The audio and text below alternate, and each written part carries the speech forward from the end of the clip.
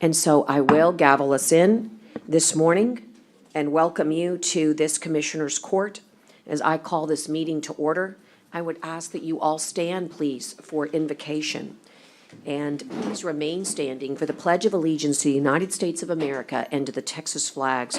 This morning, we have a student minister with us from Second Baptist Church, Aaron Beasley, and welcome and thank you for bringing us a prayer this morning. Father, we just come to you at the beginning of a new day and just excited for all the possibilities that it holds. We come to you, a broken people in a broken world, and we just confess our shortcomings to you. And we just trust you as the one true good and just, and also the giver of all good things. And so we just pray this morning that you would give us wholeness, that you would just shower us with your peace like a blanket, that you would bring minds and hearts together as they do business of the day, that you would just let the needs of the people of our community just rise to the forefront, and that as we of this court just lean into that business for the day, that you would just help everybody work in one accord and to work towards not only just the mundane matters of the day, but the tasks that need to be restored and the brokenness in our community that needs to be dealt with, God. And we just pray that you would just be here in an extra special way with this court today, that your hope, that your love, that your peace, that your joy, they would abound.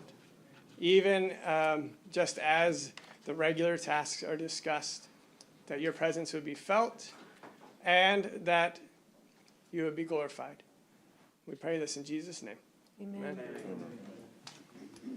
I pledge allegiance to the flag of the United States of America and to the republic for which it stands, one nation, under God, indivisible, with liberty and justice for all. Honor the Texas flag. I pledge allegiance to thee, Texas, one state, under God, one and indivisible.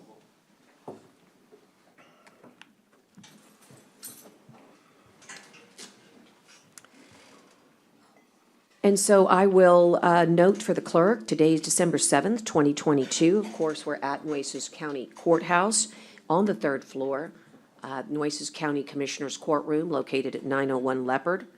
And we have a quorum established. Commissioner Hernandez, Gonzalez, Chesney, and myself are here. When Commissioner Amatis joins us, I'll note for the record that he has either come in by Zoom or in person.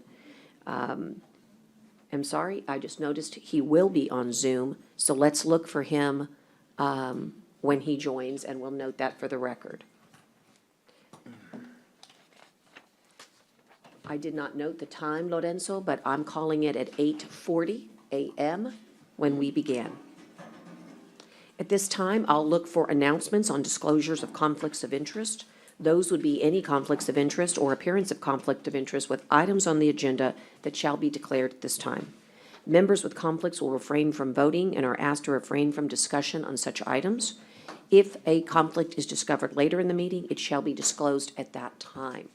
Are there any that need to be turned in or affidavits filled out at this time? Okay, hearing and seeing that we have none, I'll move to ask for your attention for Timothy Everest, our risk manager, who will provide an important safety briefing. Good morning, Judge. Good morning, Commissioners. We're meeting here today on the third floor of the Nueces County Courthouse at 901 Leopard Street. The restrooms are located on the right-hand side of the third floor atrium as you exit the courtroom past the Human Resources Office. Please note there's a fire extinguisher located at the rear of the courtroom. In addition, there are 5 fire extinguishers located throughout the third floor atrium area as well. In the event of a cardiac emergency, an automated external defibrillator is located on the atrium wall next to the Human Resources Office. Participants today responsible for dialing 911 will be Connie in the event of an emergency. In the event of evacuation, The egress route will be down the atrium stairs, exiting La Pond Street entrance, and assembling in the parking lot across the street. Should there be a need to shelter in place, court attendees will remain in the courtroom. Depending upon the severity of the incident, the courtroom's double doors will be secured and remain secured until given further instructions from the Nueces County Sheriff's Office or other law enforcement agencies. Our shared safety topic for today is December is National Safe Toys and Gifts Month. That concludes my safety brief, Your Honor. Okay, and I thank you for it.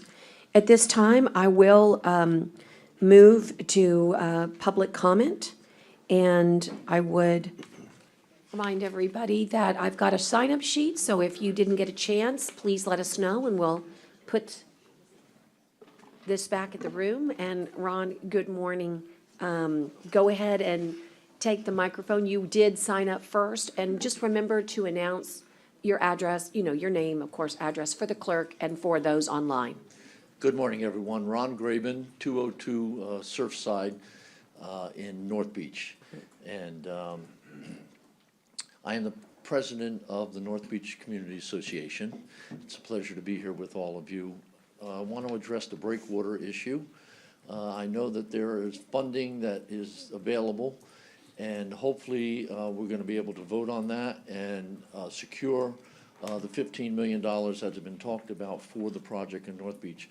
Not only am I the president, but I'm a resident there, homeowner, and I'm building a brand new home on the beach.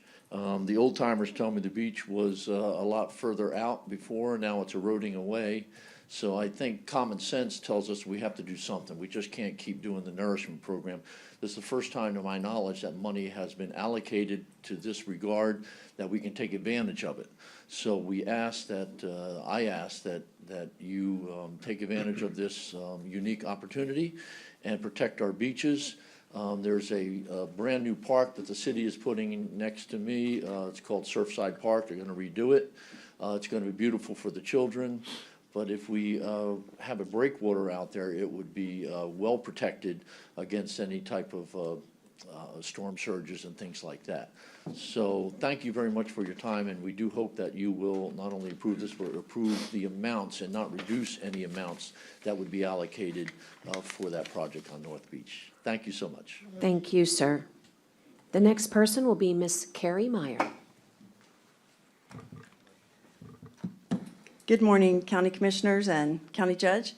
My name is Carrie Meyer. I live at 4401 Gulf Breeze Boulevard on North Beach, and I'm here also in support of the Breakwater Project, the Living Breakwater Project. I have given to the woman in black a piece of paper to hand out to, all of you guys at whenever during the day. It's a letter of support from North Beach Community Association. I'm the secretary. Ron is the president, like you said, and Lynn here and Ann are members.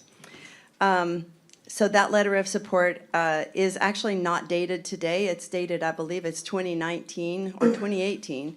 And that just shows how long our group has been supportive of this project. It's not a new idea. In fact, I think our group kind of came up with it in about 2010 by looking over at downtown. I mean, we're on North Beach, we're looking over at downtown going, golly, look at that breakwater over there. Wasn't that nice when the storms come in and the ship wakes hit? They're not affected like we are. And, leaders a long time ago decided to build that breakwater around the downtown seawall and to protect their investment. And I also just wanted to say that, I go to city council meetings a lot because so many issues on North Beach are city related. And the city has been doing a lot of stuff for North Beach lately. And we're positive about that. But I don't come to county commissioner meetings because not very often does North Beach come up on your agenda. This is the first time I can think of that you actually have an opportunity to do something directly for the city of the people of North Beach, your constituents, and all the tourists who come to our city, as well as all the people who work there, all the people who own businesses there. And so it's really something that you can do for us. And so I'm really appreciative of this exciting opportunity that you have, and I encourage you to follow through and go ahead and use that funding that, has been discussed all along. I think it's 14 million or 15 million to do this project. Because if you reduce that number, we don't know if it's going to be possible to even do the project. It's not just, we'll do half of it, I think that number, the city funded the $250,000 study by Mott McDonald, and that's the city's investment in this, but really, it's not a city issue, and it's not even on city land, it's out in the water. So anyway, I just want to thank all y'all for bringing it this far, and go ahead and send it across that touchdown line. Thank you. Thank you. Mr. Peter Davidson.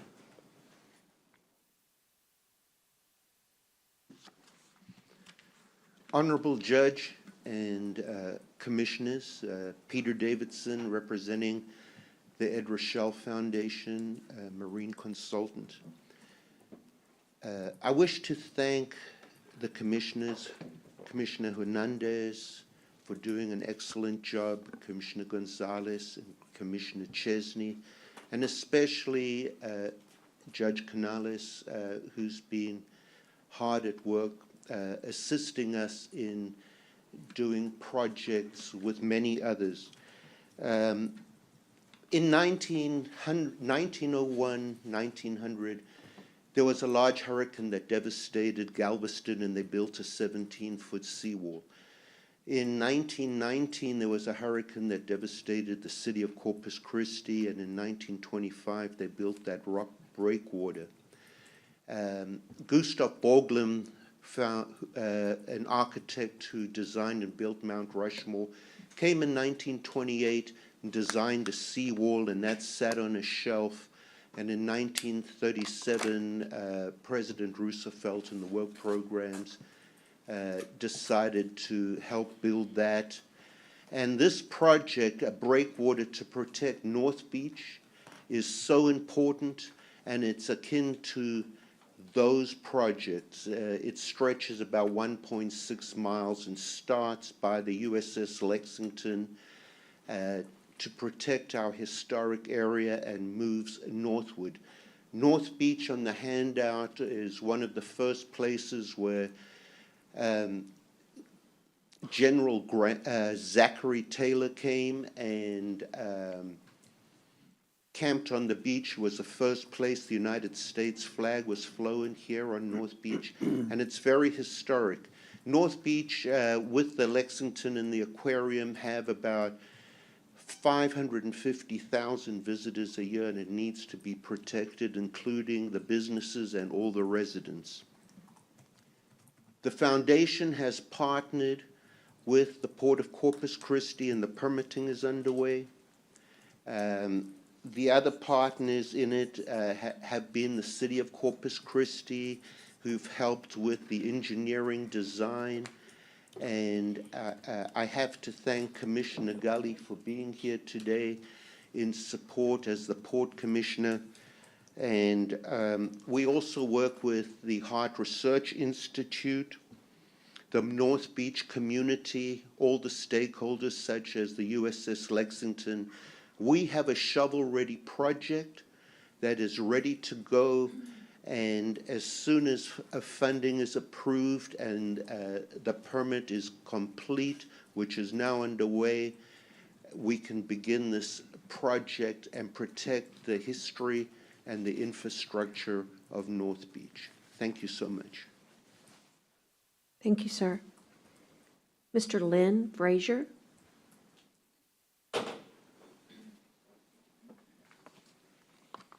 Thank you, Judge Canales. Yes, thank you. It's great to be here this morning. I just wanted to let everybody know that my name's Lynn Frazier, and I live at 713 Snug Harbor on North Beach. And I moved here to Corpus Christi, Texas in the year 2000. So I've lived here in Corpus for 22 years. Before I moved here, I traveled the world for 18 years. I've been to Australia, New Zealand, Indonesia, China, Japan, Middle East, West Africa, Venezuela, Colombia, Brazil, Mexico. Been all over the place, 6 of the 7 continents anyway. And so I've seen firsthand how the world works around the globe, and we want infrastructure, we want things to build up so we can see things, make things better for all of us. And I would like to talk a little bit about North Beach community here in Corpus. And again, like I said, I'm financially and emotionally invested here in Corpus Christi. I own about 6,000 square foot office spaces on 4 acres on Southern Minerals Road, 150,000 square feet of offices on 4 acres on Bear Lane, and I've rebuilt the Chamberlain downtown here on Upper North Broadway, and the old HEB building. And I have Fajitaville and Hotel DeVille on North Beach, on the beach front, sitting out on about 3 acres. And a little further up the beach, I have 5 acres of just raw land and beachfront. And also have Marinaville, which I lease from TxDOT, and on Nueces Bay. And I'm also finishing up Lighthouse Point on Nueces Bay. And right beside the Harbors neighborhood where I live, and own a couple other rental properties there. So you guys can see just how invested I am in Corpus and how much I love this town. And I'm wanting and wishing this area to improve, and this is the very reason I'm here talking to you guys and want so badly to improve our North Beach and shoreline area. Building our proposed breakwater and breakwater islands for North Beach would help North Beach so much. Presently, I sit there at Fajitaville and I watch these 1-2 foot waves constantly churning and just washing our sand away there. And that's when these ships, where it's worst is when these ships come in and out of our port. It throws up this 1-2 foot wave. And, but when they're coming into our world-renowned Corpus Christi port. The port's now building this huge bridge, or the TxDOT is, over the port to allow much larger ships to enter and leave our port, which is awesome. It's going to be great for the community and everything. But North Beach, the aquarium, the Lexington, our condos, our housing, all need protection from these much larger waves and beach erosions that are about to happen. And this new traffic is going to create that. And so you can imagine what a ship half again or twice that size, what kind of wave it's going to push out. So we really got to watch this. And as we all know, we have a huge amount of beach erosion with these. We will have a huge amount with these bigger ships and increased traffic, and it will get much, much worse. But this is the very easy problem to fix with the proposed breakwater and breakwater islands that we've been talking about. And when our proposal, and with our proposal, this will protect all of North Beach population as well as give us a very attractive coastline for everyone living on and coming to North Beach to admire and appreciate. And I just want to thank everyone for your time.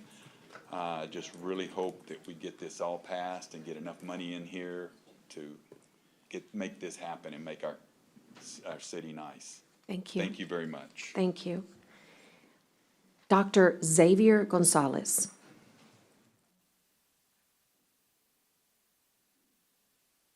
Good morning. Good morning, Judge. Good morning, Commissioners. Today, I'm coming more as an advocate for behavioral health, and just really highlighting some good things that are being done, and that will be done before the upcoming holidays. As we all know, holidays can be a little bit stressful, and especially when it comes to mental health. And so, what I really wanted to highlight and what I have here is just basically some cardboard signs that the sheriff's office has printed out and made available, and that the Department of Behavioral Health Programs is working with him to make sure that these signs get spread out throughout the community. That way that there's awareness to what available resources there are to behavioral health throughout our community. And so I really wanted just to highlight that to y'all and to those in here in the room and to those that are online, just that we really want to make sure that there are programs that are out there if someone needs help, and we have these here. Cool thing about them too is that not everybody is on there, because otherwise we'd have lots of signs. But there is a QR code that gets access to different numbers of the different services that are out there. So today was more of a highlight, saying that our sheriff's office is doing good things and trying to help our community as well. So thank you. Thank you so much. Is there anybody else? How about online, Connie? Anybody online? All you have to do is put your virtual hand, the icon of the hand up, and we can call on you. Okay, and nobody else in the audience, Deputy? We're all clear? Okay, so I've signed up, JJ. Yes, Dr. Gully, you, and then I'll speak for JJ in just a moment. Actually, I'm the president of the Coastal Bend Basin Estuaries and the Port Commissioner of the Port of Corpus Christi. And I kind of agree with everything I've heard so far. I think this is a very important project. And I actually was involved with renourishing that beach one time many years ago. It's a very expensive project. And what this will do, and we haven't really stressed that very much, but it'll help protect the erosion on that beach. It's going to save probably the city of Corpus Christi millions of dollars in the future of not having to renourish that beach as often. It'll also protect the Lexington, which is having some scouring issues. The port's very much in support of this project. And I think we just need to keep in mind that we need to get together as soon as possible on this and get the scientists involved and to make sure we've got everything prepared to lock in this money so we have this money to use. So we're prepared to work as soon as possible with Basin Estuaries, with the scientists, with all the other stakeholders, try to bring the city in because I think they should participate in this as well, and all work together so that we make this deadline of February the 21st, and that's our only concern. So we're very excited about this program. It's a great project, so thank you. Thank you so much. Anybody else? Yes, sir. Please. Captain, welcome. Daniel Pettis, I'm Chief Deputy of Administration for the Sheriff's Office, and just to kind of resound what Dr. Gonzalez was saying, these boards that we put up, those were an idea that was brought back from the County Management and Risk Conference that I attended earlier this year. And because law enforcement and corrections is not necessarily considered, I guess, a factor when we deal with health services or mental health services, we thought that it'd be a good idea because we're not exempt from needing these types of services. And so I got with a couple of people there at the Sheriff's Office that compiled this list, and then we put it on our Sheriff's app. It's on the Sheriff's website. And so if you're interested, like Dr. Gonzalez was saying, this is a living document. If you go to your Google Play Store or the Apple Store and download the Sheriff's app, the same resources are available online. It's a living document. It's going to be changed frequently. As soon as we posted them, we were receiving feedback that we left somebody out. So we're going to have these as a living document, so they'll be available to the community and all our staff and anybody here who lives in Nueces County or that's visiting here. So, Thank you, Chief. all right, thank you. Thank you so much. Okay, anybody else? Okay, I'll proceed. My item is reflective of a really proud moment for both Nueces County, our jurisdictions inside Nueces County, including our big cities like Corpus Christi and our small ones like Bishop. And it also includes Clayburgh County, and that is yesterday we had a press conference to announce that the National Park Service, through the Department of Interior, has awarded 18 American communities with the distinction of being called a World War II heritage city/community. And we have that distinction. So only one location in every state can receive this designation, this title. We applied for this through a tremendous effort that was collaborative. I want to acknowledge, as we did yesterday, the incredible historians that we have here in Nueces County, both from the city of Corpus Christi, who already had compiled, Nina had compiled this just amazing, it looked like a book when you printed it out, of our World War II history. We had, of course, the living museum of World War II history, the USS Lexington. We had the active, but certainly living history museum that is Naval Air Station, Corpus Christi Naval Air Station, Kingsville, and at one time, the airfield in Beeville. This designation has a tremendous impact, not just for history buffs, but it will have a ripple effect for economics here in our community. People will come like they do UNESCO sites all over the world. They'll want to come and see why this location held such importance in World War II. If you love the history of Port Aransas, you know that we had incredible vigilance and munitions in Port A, many of which the remnants can still be seen. And we had German U-2 boats not too far off in the Gulf of Mexico. So our war efforts, from bonds to gardens, victory gardens, to the girls that sold the war bonds, it's an amazing story. We boomed as a community because of our World War II heritage. So I just want to say that there is a logo that you'll be seeing all around our community. Spoken to Manager Zanoni, and he's going to ask Visit Corpus Christi to, be a part of that celebration, as well as our own. It's on our veterans page, I believe, under nuecesco.com. You'll just have to go under veterans, take a look at the application. Again, what an important honor for us to receive.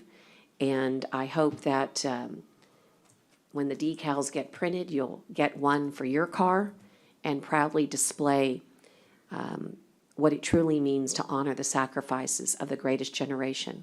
Today is Pearl Harbor Day. I think it couldn't be more fitting that we celebrate this designation today of all days. So the day doesn't just live in infamy, but it lives as a testament to what our freedom has cost us.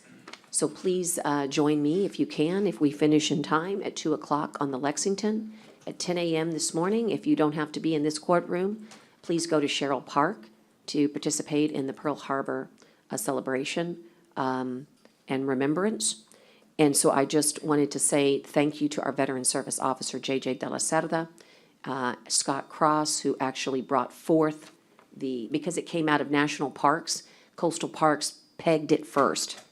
And anyway, an amazing collaboration, and Clayburgh County is overjoyed, as I am, to make this a part of our new living history. So with that, those were my comments on World War II, and I will ask if there's anybody else. Okay, great, we will proceed. We have one special recognition today, and that is December 8th, which is tomorrow, but we're going to celebrate it today as Special Hearts Day. And I would ask Belinda to read that recognition, and we have special folks with us. Sherry, I know you're here with your special group, and we'll give you a moment to address us. Belinda? Whereas Special Hearts in the Arts provides individuals with special needs the opportunity to explore art, music, dance, and theater, which gives our community the gift of experiencing the unique and special abilities each talented Special Heart expresses with joy. And whereas Special Hearts Day allows Special Hearts in the Arts a community platform to share their gift to the world through their own unique abilities. They rejoice in not just one special ability, but all special abilities, whether it be in sports, fine arts, or other unique gifts that each Special Heart proudly and unselfishly offers. Special Hearts Day allows everyone to embrace a reality that focuses on special abilities instead of disabilities. And whereas Special Hearts Day is a celebration of special hearts, family volunteers, and community members that provide our county the opportunity to understand that Special Hearts are remarkable contributors to the greatness of our community. Special Hearts Day celebrates the blessing and gift of each special heart in our wonderful community. Now therefore be it proclaimed that the Commissioners Court of Nueces County does hereby formally designate December 8th, 2022 as Special Hearts Day. Thank you. And almost every day is Special Hearts Day, but Sherry, will you come up and we have this recognition memorialized. Is there a motion to pass such a recognition today? So moved. And is there a second? Second. And we'll call for Sherry to have some Good morning, discussion. everybody. Thank Good you morning. so much for having us. Judge Canales, Thank you. commissioners, thank you. Thank you for your support this year, too. It's a little hard to run a nonprofit and stay above board, and you guys have stepped up and helped us various times and with your gifts, and we appreciate that. Some news about Special Hearts in this last year. We are growing very fast. We have performed all over the city for different events. We got to see you 4th of July at one of our events. But our Special Hearts are growing in strength and confidence and sharing their talents with others. Annalisa is one of our Special Hearts here, and I'm going to let her say what is special about Special Hearts. Hi. Hi, Annalisa. We do dance and art, sing, and have fun with our friends. That sounds wonderful. Very good, very good. What's your favorite thing to do? Dancing. Yes. That's great. Mine too. And she's very good at it, and she helps teach some of the other kids a lot of times on dancing. And your proclamation was perfect, where you said they have special abilities, not disabilities. And that's what we always point out. I think every person in the world has a disability, so I point out the disabilities. We all have special abilities also, and we so appreciate it. We have one of our board members here, but I know he doesn't want to speak, but thank you for coming, Mr. Lerma. Or do you want to say something? Okay. But I appreciate the board members and all that. We have also moved right down the street from you. We are on 823 Tonkawa, right across from the post office. So we have a new home that we're just moved into this last week. You're welcome to drop by anytime and visit, okay? Thank you so much. Thank you, and God bless y'all, and happy Christmas. To you as well. Thank All you. those in favor signify by saying aye. Aye. Aye. Aye. We have this beautiful recognition signed by everybody but Commissioner Modis. Would you like to take a photo with us? And he was our commissioner. And Is he okay? well, he's not with us today, but I was wondering if maybe we'll get him to sign it, and then maybe we can deliver it since you're so close by. Does that sound like a good plan? But we could take our picture right now. Okay, let's do that.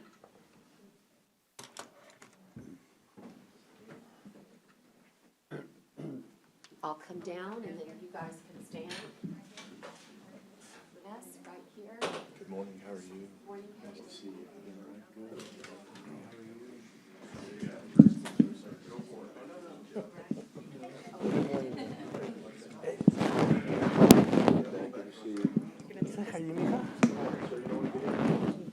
Good. She can get you a picture if you want to get in. Come on in. Come on. No, you want to come up here? Yes, sir. Come on, Will. She's a good picture taker. You want to take one step this way? Perfect. Told you she was a good picture taker. 1, 2, 3.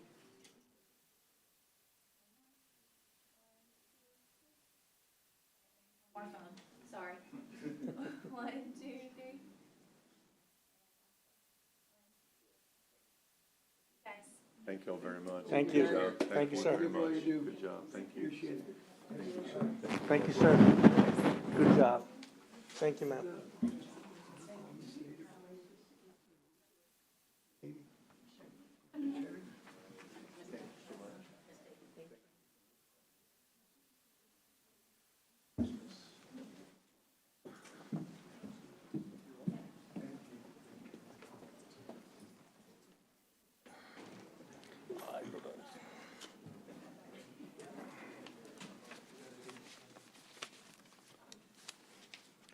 I'll do the minutes very quickly, and then I'm going to come out of order here on the schedule. H is to approve the minutes of November 16th and November 18th, and I would ask if you have already reviewed them, is there a motion to approve? So moved. Is there a second? Second. Second by Gonzalez. Any discussion? Hearing none. All those in favor signify by saying aye. Aye. Aye. Okay. And because Dr. Stanzel is with us and she is out of town at an important event representing Coastal Bend Bays and Estuaries, would you all please turn to item number 5? And item number 5 is discuss and consider the adoption of resolution supporting the increased state funding for the Coastal Bend Bays and Estuaries program by the 88th Legislature. And Belinda, okay, I've got to, do you want to read it? Or how about the whereas? Would you like to just, And second, just to, okay, motion and a second. Go ahead and read it for the record, and then we'll, Okay, go ahead. I'll read it quickly. If it's too long, you It's know how to fine. cut it. Whereas the Coastal Bend Bays and Estuaries Program is dedicated to researching, restoring, and protecting the bays and estuaries of the Texas Coastal Bend. And whereas the Coastal Bend Bays and Estuaries Program receives private and governmental funding, including state Texas Commission on Environmental Quality funding. Whereas Coastal Bend Bays and Estuaries Program is seeking additional state funding to support its many projects and implementation of the Coastal Bend Bays Plan to ensure healthy and productive bays that continue to support the local, state, and national economy. Now therefore it be resolved that the Commissioners Court of Nueces County does hereby support increased state funding for the Coastal Bend Bays and Estuaries Program by the 88th Texas Legislature. Thank you so much. We have a motion and a second, and Dr. Stanzel, I would imagine that you're happy with that motion and a second, but do you have any comments, or Dr. Gully? You don't have to, I'm just calling for that discussion at this time. Well, thank you, Judge, and thank you, Commissioners, and I apologize for not being there in person. I'm at the Restore America's Estuaries meeting this week in New Orleans, and so I'm joining you virtually, and I just appreciate the opportunity to, work with the county again to try to, realize a state funding increase for our program. We worked on this 4 years ago with y'all and got pretty close, but we didn't quite make it over the finish line, and so the idea here is as much as possible getting support from not just Nueces County, but other local government partners that we have in the area to push forward the state funding increase. But this is really, Nueces County has been such an integral part of this and leading this effort. And so I just appreciate that and thank the commission for all their continued support. And, we'll hopefully see this through this time. And with us here, Dr. Stanzel, Bob Hollison, and Brian Gully. Yes, once again, I'm Dr. Brian Gully. I'm honored to serve as the president of the Coastal Bend Bays and Estuaries, and also as a port commissioner. And as Port of Corpus Christi, we contribute, I guess, the biggest contributor to this operation of this very great organization. I think last year we contributed $168,000 to this organization from the Port of Corpus Christi, and are furnishing them their office space in our old port building. So with that, I want to turn it over to Bob Paulson, who's the Executive Director of the Coastal Bend Industry Association, and probably our longest-serving board member in existence. He's been there forever. So, and I'm going to let him kind of explain what the organization is and how it impacts the Coastal Bend. Thank you. Thank you. all right, thank you, Brian. Good morning, Judge, and good morning, morning, Commissioners. Thanks for the opportunity to be here with you this morning. My name is Bob Paulison. I reside at 15226 Barataria Drive here in Corpus Christi, Texas. And as Dr. Gully mentioned, I'm the Executive Director of the Coastal Bend Industry Association. That's the new version of the organization that you probably know, associate me with, was Port Industries of Corpus Christi. So this past year we went through a renaming and a rebranding, but it's the same group of organizations. Port Industries of Corpus Christi and Coastal Bend Industry Association now have been participants in the Bays and Estuaries program since its inception. And it really goes without saying just the tremendous work that the that the program has done over the last 20-plus years here, not only in the Corpus Christi Bay area, but throughout the entire coastal bend. And during that time, it receives funding from a variety of sources, TCEQ, EPA, industry, the port, the municipal or the governmental jurisdictions in the area. But as has been mentioned, the contribution from the state is important, and I think more importantly, it's been at the same amount for virtually the 20 years that the program's been in existence, and the program does a fantastic job of making best use of the funds that it does have, but it would significantly benefit from increased funding. So I really appreciate your support and encourage adoption of the resolution. So thank you very much. Thank you. Thank Excuse me, you, Judge. Bob. At this time, I would like to table item 7. Okay, number 1, we are on item number 5. Okay. that's Okay, fine. I just thought I'd and- let you know. Right, but I'm not going to take or hear any motions until I call on it. Alrighty. Item number 5, all those in favor signify by saying aye. Aye. Aye. Okay. What I'm going to do is I will call now on the consent agenda I like the and ask agenda, you Judge? A through Q, if you'll just give me a chance. You know, I asked Daryl, you're online. I thought that December 7th, we were going to have our buttons, but I guess we're not. You don't have to comment, but please email me so I can get those buttons here, because it makes for such a much easier opportunity, since I can't see right and left at the same time. Again, the consent agenda is next, and it's items A through Q. A through Q. And I'd ask if there are any, Commissioner Gonzalez, you said you had one? Yeah, well, I have several. You have several, okay. I'm gonna move to table number I, Letter I, N, O, P. wait a second, N, O, P, O, and P, and J. and J. Let's take this motion first, if there are any others from any other commissioners that need to be removed for clarity or, Judge, I think also they needed to table Q was one of the ones that I was told. did you say Q? But I need to, Oh, I you need do. someone to Okay, verify that one, since we're tabling. I was Well, just I don't told know who, they weren't- who said that. County attorney indicated they County needed to be attorney, okay, reviewed. well then why don't I hear from her? Jenny, do you have any to table? Because apparently there was only one-way communication. I didn't receive an email regarding it. Do you need any to be tabled? Oh, those were contracts that were not, that just haven't been reviewed yet, so that's not complete. Right. Okay, so, Might as well I have. all right, so hang on for a second. Let's do the easy part. Is there any others that need to be pulled for clarification? Okay, so let's do this correctly. Let's do, the ones that are not been pulled are A, B, C, D, E, F, G, H, K, L, and M. Is there a motion to approve?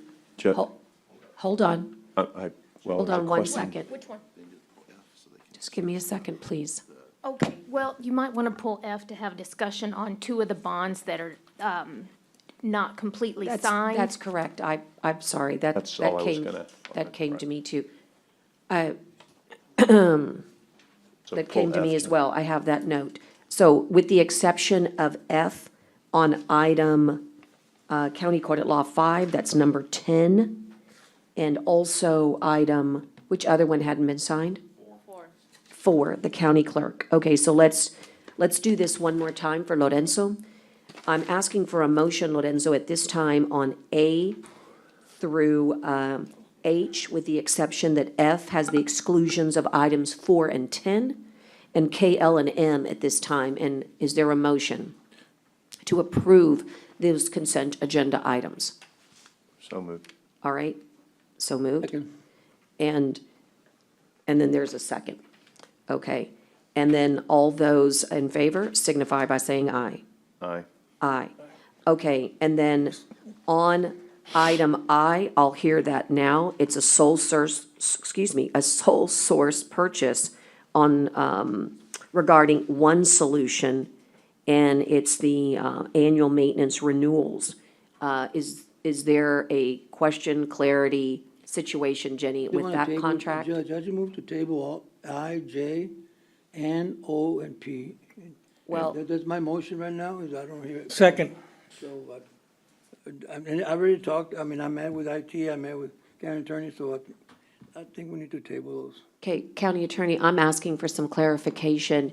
Are any of those in jeopardy of, for example, expiration where the county could be, in peril? If not, I don't have a problem with it, but to have no discussion on it when it's on a consent agenda, there must be a reason that you could offer here to help for clarity for the people's sake who are listening. My understanding is that there's no danger of that. They Okay. can be reviewed, however, Judge, they were not submitted to our office in a time, to give us time to do that. And two And of have them- you addressed that issue with the department head? Yes, we have. Okay, Two and of will them- he be ready, to submit on December 14th? I Again? believe most of these should be. However, as you are aware, many of these come with voluminous additions and attachments that simply take time to review, and we are doing our best to do that. And I, just for clarification also, Judge, two of them has to do with financial resources that weren't clear, and IT wasn't really clear either, so that's why I included N and P on there. So the question, I guess, is, because he hasn't made his motion specific yet, do you want it on the 14th, or do So- you want it in January? Because I don't Well, want wait- to have to review voluminous things either at the last minute without you doing it. So I'm just asking that as clarification, because he has not yet stated when he wants to table it to. I don't know which ones, because we don't have all the documents gathered, are the largest to say which ones could be absolutely accomplished on the 14th. So Okay, Commissioner so- Gonzalez would, if I could, Judge. I know, my motion would include P and N for January, because I know that according to IT, that they really need to go back and research the financial resources and Okay, well, the increases per year for the next 2 years, so. B and N? Daryl, is that, MP.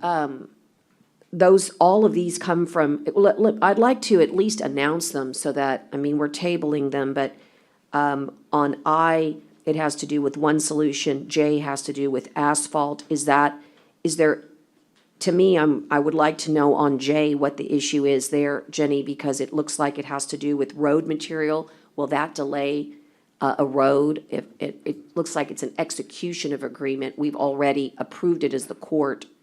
Could you explain what the issue is there? The issue is the same without actually having the documents in our possession to Okay. review. In their entirety, we cannot advise the court on whether the choice of law is appropriate, as we found in documents given to us. We cannot, talk about indemnity, because we simply have to see the words on the paper. So can I, I understand, and then I'll ask, I think Commissioner Chesney has a question here for you, but like on buy board contracts, we've gone over this multiple times. You're not going to change those buy board contracts because they're executed in privity with the state of Texas. How is However, that? it is our job to advise the court when there is a part of the contract that is not favorable or is not acceptable. And so we have had experience in the past where purchasing has been able to strike those things that are unfavorable or unacceptable to the county, so it is something that happens. It might be, prudent and to actually look at the buy boards that we are, utilizing and just go ahead and look at their master agreements in advance. And if there's something that you don't want to use, then maybe those should not be utilized. But the purpose of using the buy board is to adopt the contractual language for the favor of the county, right? For expediency and efficiency. And this seems to be the opposite, but. All right, so let's go over them again. I, J, N, O, P, and Q. And you don't believe any of them are going to result in what I would call, I was concerned about the odysseys and the all the ones that deal with IT. Daryl, you can bring it back? You can get her everything she needs? Yes, we do have those. Those are previous agreements. They're not new, they're just renewals.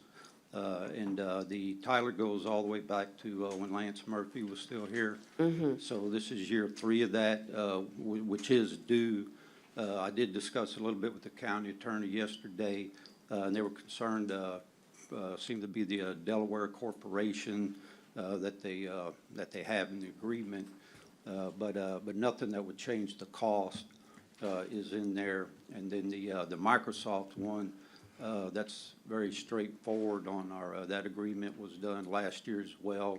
It was on a 3-year agreement, came up for renewal last year, and actually worked well with it. It's a product only. It's all of our office products and the Exchange email system, as well as other products that we're currently using, and they are up for renewal now. But when do they expire? They are at expiration right now. So if they expire, I mean, I'd like to see if you can get these for next week. If they're expiring and you don't have coverage, and they have been in place this entire time we've been using them. Yes, Microsoft is product only. There are no services Right. in it. So it's very straightforward.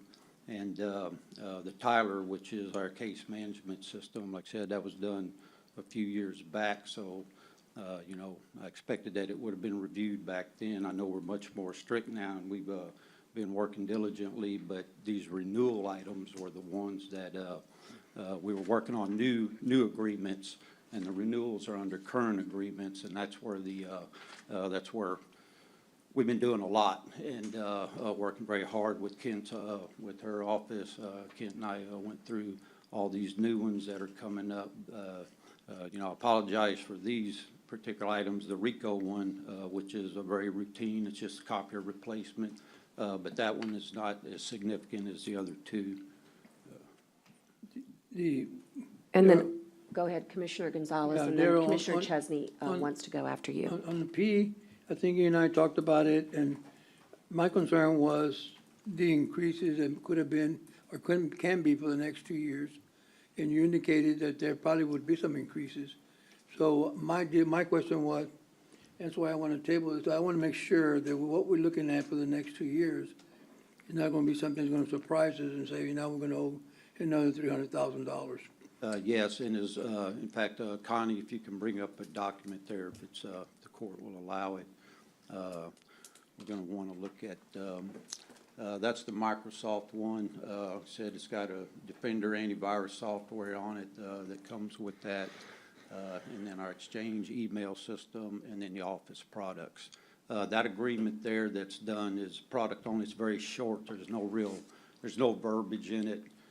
Nothing really legal in it. I mean, it's with Microsoft, and, you know, it's just buy the products or don't buy the products. That's the primary one right there that I'm concerned with, because it's also our, how we manage our network and everything. Like I said, there's very limited information in that contract.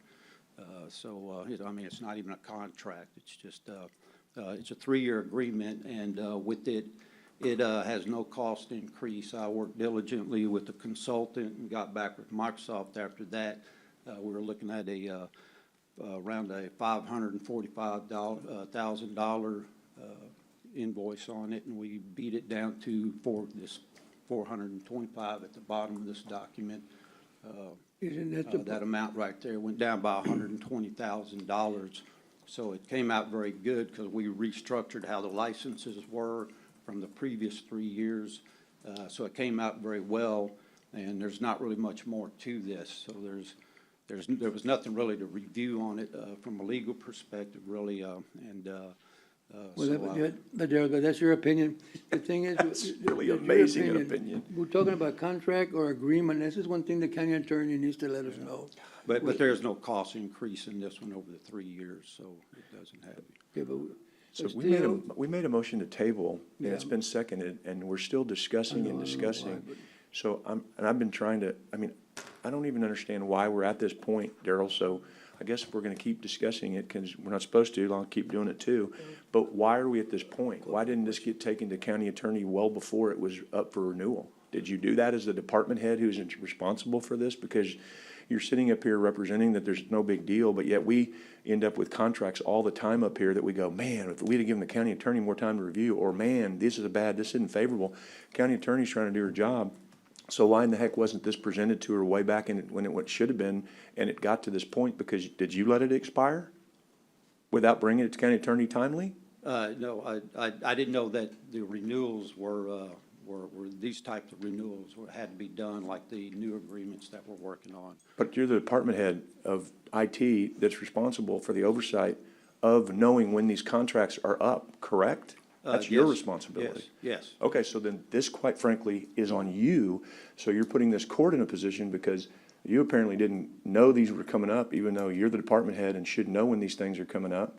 And now you're rushing the county attorney, and we're trying to rush her into it. My question earlier, which was pertinent to the motion to table, so again, and I'll take this up with Darrell later, I got problems with the way this is all coming down too, again, with IT. So my question again, on the motion to table, which is all we're supposed to be discussing, is, Jenny, when will this provide, how much time do you need to review the things? Because I don't want to approve anything until you sign off on it, because this is the problem we get in all the time. I don't want you coming back and saying, well, this is another bad contract and we shouldn't have signed it after the fact. So I just need to know what date we're tabling these things to.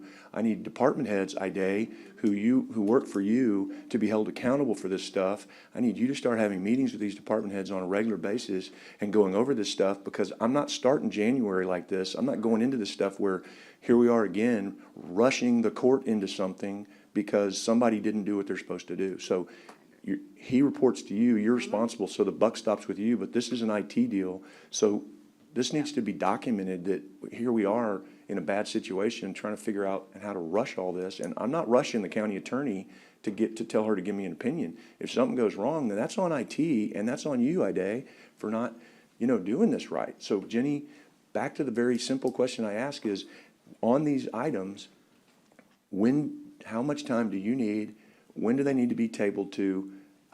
That was all I was trying to get to a long time ago, and yet we've had a 30-minute discussion on this. Can we go one by one and ask that question, Jenny? The first one is, would you like that one December 14th or January 4th? And we'll start making notes, because some are different than others. For example, N is not, you don't need to do anything. It has to do with a funding question. So. But my deal, I make the motion, Judge, but N will be in January. And when I make a motion, N will be in January. And I'm okay with that, as long as I think we can just do them all that way, but if any of them are deemed by the county attorney or the department head that's responsible for it, that it needs to be sooner, and it can be done realistically, then that can be brought back on the 14th, if that's okay, Commissioner. Yeah, that's fine. Because and Jenny may not know the answer to all this, but I mean, this is I don't want to ridiculous. put a pressure on her either to do it, but. She has to have time to Well, review it. we do know I believe I can be done very safely by the 14th, not a problem. And then Jay. And J is the asphalt. Jay should be ready safely by the 14th also. Okay. That one's not. All right. And then what about the Microsoft and the Odyssey and the Rico? Now, Microsoft, I'd like to get back to you later in the day, perhaps. That has already expired. That expired 11/30/22. That's my concern. And so I can't tell you sitting here today what the ramifications of that will be as far as the renewal. So could the ones that we know can be tabled to the 14th because you think will be ready would be I and J. Any others on here that you know will be ready on the 14th? And if you don't, I am not pressuring you. I want it to be done right. Yes, O is the Microsoft. O what? O is the Microsoft, and I can get more information throughout the day because these things Okay, are being reviewed. we'll hold back on O then. Well, no, I mean. She said she'll get us an answer Right, I'm at just the end asking of the day. Which ones for sure are okay for the 14th, and let's. That's probably it. She said I and J. right So now. then, Commissioner, would you? I, J, and O. No, she doesn't know about O yet. We're gonna I mean, wait. she can work on it. Well, my suggestion would be to make the ones that we know will be good on the 14th, come back on the 14th, table the others till January, unless they are ready, and then be brought back on the Right 14th. back to 14th. That's how I Jenny, Jenny, the Microsoft can wait till the 14th, and the others can wait till the 4th. I can work that out with the vendor, because, Okay. I'm not gonna put the county attorney in any situation here. I apologize for this, because I didn't know that renewals that were already under agreement would be subject to, the stringent stuff we've been doing with the new ones. But I'm not gonna pressure the county attorney or the commissioner's court. I will go back to the vendor, SHI for Microsoft, and that one can be put off till the 14th. And the others can be put off till January 4th. And that's P and Q, or I'm just making sure that. Yeah, that's correct. That's P and Q. Q is the RICO one. That's just a copier replacement, and that one can wait till the 4th. Okay, so then, And to the 4th. And N is not Daryl. right, okay, N so. is But I'm making a Michael. motion to. I know, but we're trying to I know, so figure out how to IJ do and- this with the IJ and O dates. can be on the 14th, and if it's not ready on the 14th, then we'll deal with that then. P and Q can go to January 4th, is what Daryl's saying, so that leaves us with N. And N was he wants to table it to January because of a funding, but I would like to remind Commissioner Gonzalez that the funding has already been established by the court, and it was ARPA, and it was done cumulatively for 3 different offices, and IDA can confirm. So if I were you, I'd like to see that one on the 14th, because we've already done the My funding. motion's for the 4th, Judge. Okay, so what's, Which other I mean, reason? you're asking a question about the funding. The funding exists already. When I talked about the funding with Darrell, there were some questions that I didn't. on N? What was your motion, Commissioner? Wait, but what you're talking on N, Commissioner? I'm just trying to figure out. N. N? Daryl, are you N is in unaware that the Nancy? funding for all the case management software was appropriated by the court? I just want to know whether you know that or not, so we can get that to you. The funding for the, Quincy? Yes. With the medical examiner? Yes, matter of fact, I have this in front of me, because it did, IT only, Kent and I met with them just to go over the agreement, but then purchasing actually handled the agenda item. I have reviewed it, and it looks okay, but I think commissioners would like to make sure that that is the only thing that will work for them, and Jenny, take have you another look reviewed at it? Have you reviewed N? Let's see, I believe, hold on. N is an authorization for a sole source. This is the one, there's only a little bit of information that the court, whenever it does discuss it, would fill in some dates. But as far as our review of that, we're done, we're cool with that one. Yeah, okay, so that, And my only concern from IT was that they had sustained funds for the renewals. If they were gonna still use ARPA for that, that's not my call if they can or not. My concern was looking at this and making sure that they could sustain it after it was funded the first year, and if commissioners were comfortable with the dollar amount for the first year. So that one I have no, if it needs to wait, then it needs to wait, and we can review it some more. And make sure that the sole source is appropriate, and that there was not another application they could look yeah, at. and I don't love sole source either myself, so I'm not a big fan of sole source right now. So I'm okay with, I mean, so it sounds like L, I and J and O for the 14th. And Dr. Fagan is on the line, as well as Forrest Mitchell. And if you don't, I don't know if you have anything else, I can't recall at this moment, if you have anything else on the agenda. But if not, I'm going to suggest that you go outside and visit with Daryl and get him up to speed on medical technology software, as well as our procurement agent, because Okay, call for the question. you've got the wrong person advising. I mean, you don't know anything about medical, technical, ME software. I mean, you guys need to work We're gonna together take a vote, Judge. to get that accomplished, so. Okay, if y'all would please do that. So why don't you restate your motion, now that you have all the right dates and all the right Motion to things table to. I, J, and O to the 14th Of December. Second. Well, yeah, go of ahead. December 22. And also to table N, P, and Q to the 4th of January 23. Is there a motion? That's the motion. Is there a second? Second. Okay? And all those in favor signify by saying aye. Aye.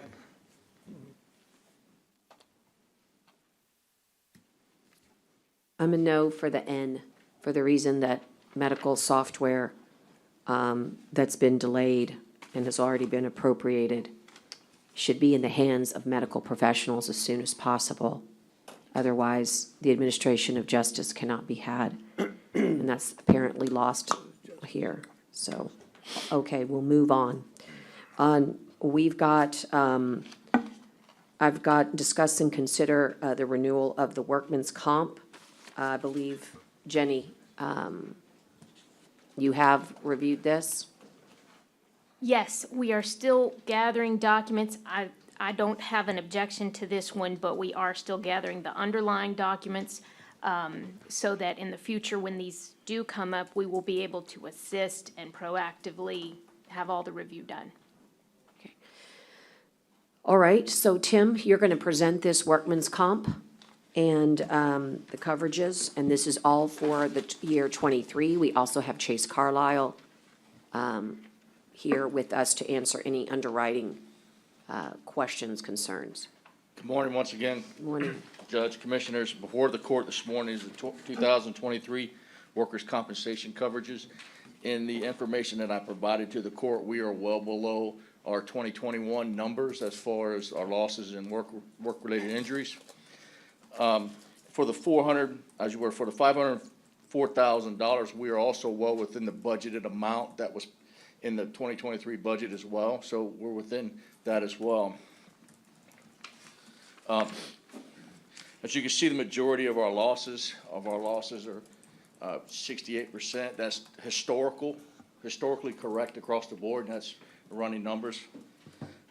Chase is here as well. He's gonna give you the percentages. I know it went up from last year, 39,000, but he and I discussed why it went up, so I'll allow him to go into detail about it, because I don't want to sit here and take up all the time. Chase?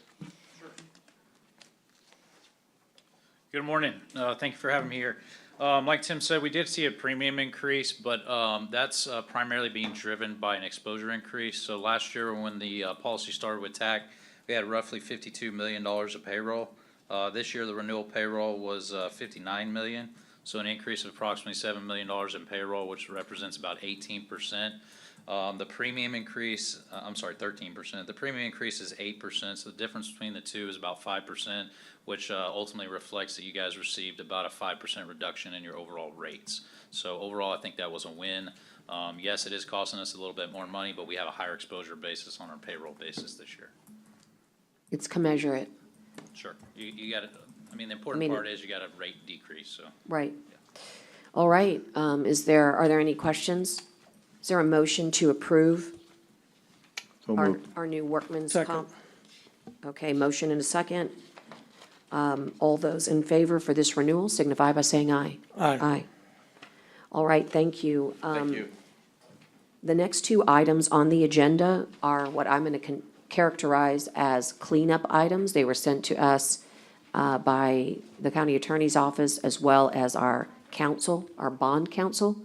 And I will read them, but I understand, Jenny, in advance that this is language that has come straight from our counsel that's needed in furtherance and pursuance of the financing. So what it basically does is help firm up the language with regards to what's needed when you are borrowing, and you need to state where those dollars are coming from, our INS, but you have to actually refer back to the ad valorem that produces the INS. So here it is, discuss and consider, and this is the part, authorizing and levying an annual ad valorem tax in connection with the issuance of $5,060,000 in principal amount of public property finance contractual obligations to be issued by the county for the purchase and installation of material, supplies, furnishings, equipment, machinery, and computers, information technology systems, applications, hardware, and software. And I'll defer to Ide because she brought this to me and said we needed to accomplish this. Again, all of the previous work that we've done already reflects what this is about, which is the borrowing for the one solution. Yeah, software. We have council there. And council is with us. Correct. Okay. I said one solution, you're right, Workday, thank you so much. I just had one solution in my head from the previous consent, Workday.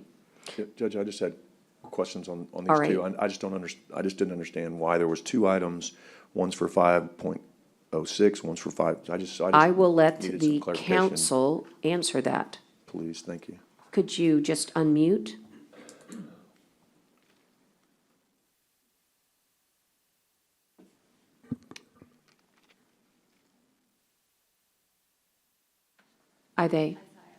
Isaiah? Oh, Mr. Huerta, would you be able to help us? Item 2 and 3 are the items that were requested by bond counsel. The question Mr. Chesney has is, Mr. Chesney? Excuse me, I'm choking. Why it's set up with language to where it's 5.060 and then there's 5.585. I read the resolutions, but there was no explanation of why we're doing this, so I just need to understand why these items are on here and what we're doing, because I just want to make sure we're not. The refunding, I think he's asking you about the refunding, but why don't you Yes. explain it? 2 and 3 is what I'm asking about. Right.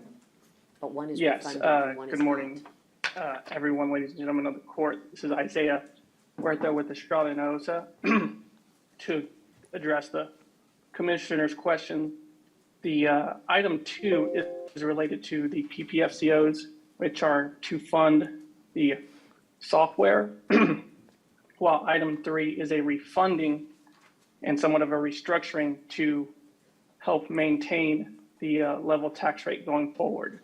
The initial objective given by the court was to find funding for the software project while also, again, maintaining a debt service and tax rate going forward. And so that's why there's two items, one related to the PPFCOs, which is the project fund, and item 3 is the refunding, creating savings to maintain the tax rate.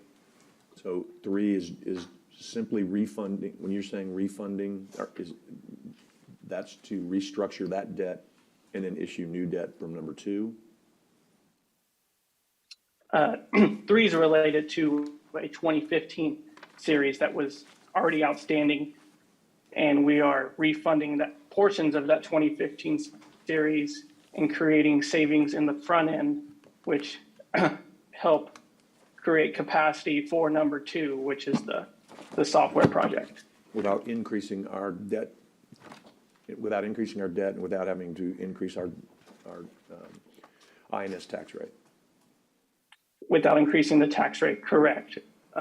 Overall, there is an increase in debt because we are issuing bonds to fund the software project, but it's restructured in a manner that helps maintain, again, the level tax rate of 42 cents. So refunding is a little bit of a misnomer, right? I mean, refunding to most people sounds like you're getting money back. So how would you describe it other than refunding, just to be transparent, right? Because it's not really refunding, because that means you're getting money back. It's a restructuring on a present value basis. It is actually a savings of just over $60,000. Refunding is the correct term.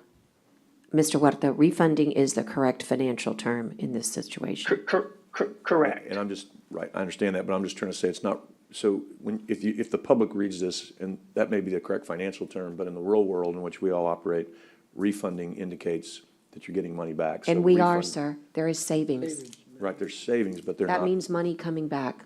Right, but it doesn't, we're not the connection with the issuance of and refunding bonds to be issued by the county. But he just said we're not decreasing our debt, so we're getting a little bit of money back, but we're still increasing our debt. Yeah, Well, I mean. because there's two issuances here. So, number 3, isolated away from number 2, is a refunding with net present value savings of just over $60,000. Okay. Savings, got it. All right, thank you. All right. Is there a motion to approve and authorize the levying as read for the issuance $5,060,000 on item number 2 for the purchase of the items that I had previously mentioned that are listed. I'll make the motion. Is there a second? Second. Okay, all those in, any further discussion? Okay, all those in favor signify by saying aye. Aye. Item number 3 is the same, only this deals with the refunding, the restructuring, as was said, and the savings that would be acquired of $5.585 million. And is there a motion to levy this as well in connection with the issuance? I'll make the motion. Is there a second? Second. Thank you. And all those in favor signify by saying aye. Aye. How shall we record your vote on the last two, Commissioner Chesney? I couldn't hear Trying you. to remember, because I can't, that's why I was sitting here trying to remember, Judge, if I need to abstain, because I don't have any conflict, but I can't remember if, I think I voted no on these, but I don't remember. That's what I was trying to, It was a no from Jim. I think I'm gonna have, I think I'm gonna register no's. You're gonna be No's. consistent? No's Okay. on 2, and then yes on 3, because that's a refunding. So no on 2, yes on 3. All to be right. Consistent. That way we got you, Lorenzo. Yeah, and I appreciate that. I was just sitting there trying to remember, so. All right. Discuss, okay, thank you. Item number 4 is important because it deals with our newly created Indigent Defense Commission Public Defender's Office and the grant that's associated with that.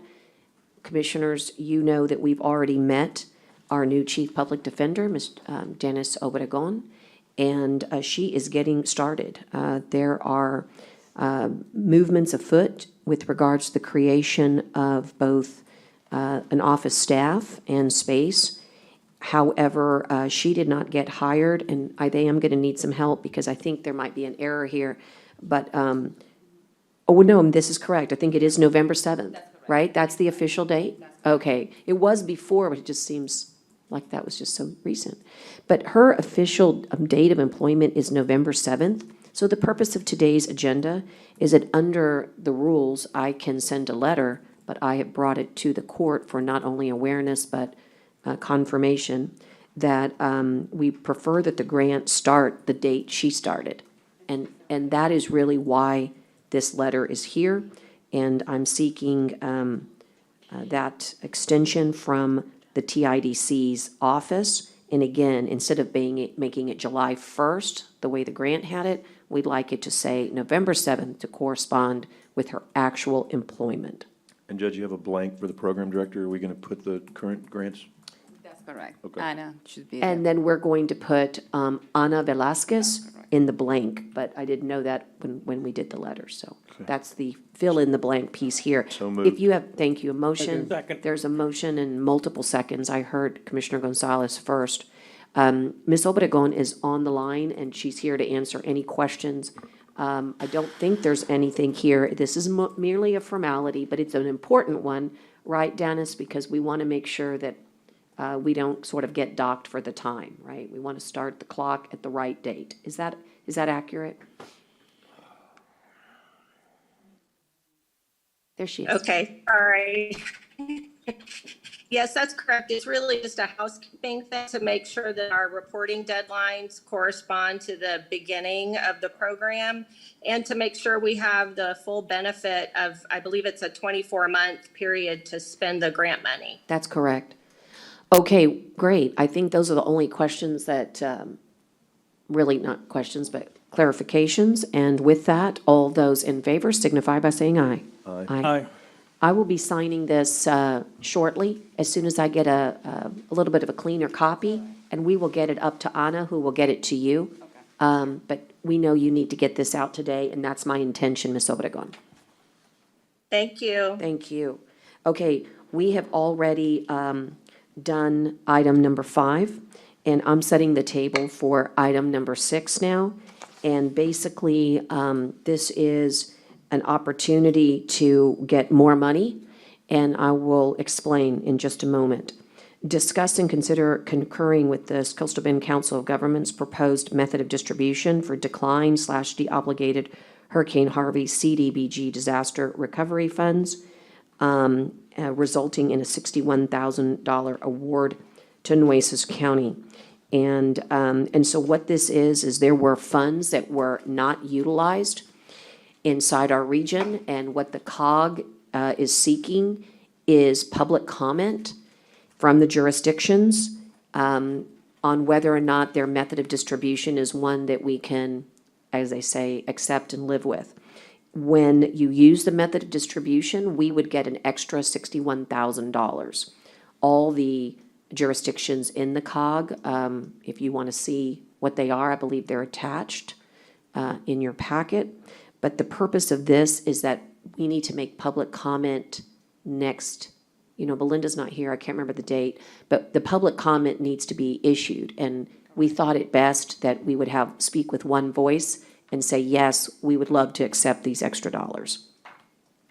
And so that's what this is about. And I would ask for just to instruct our governmental affairs officer to go make public comment, if we so choose to do this, to concur with their proposed money they want to give us. Any of the money to get from that, Judge, probably earmark that for the roof for the county courthouse? You can, I don't think that would be a problem, but I don't have the, DR's, disaster recovery, I just need to look. Kathy, would you be able to help us as well as go visit with Anna? This is a Hurricane Harvey, old program where DR funds, disaster recovery funds can be used. Typically, anything that, was damaged could be used.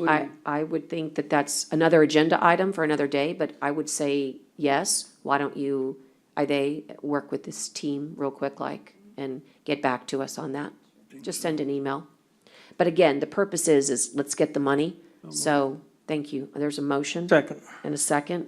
And all those in favor signify by saying aye. Aye. Aye.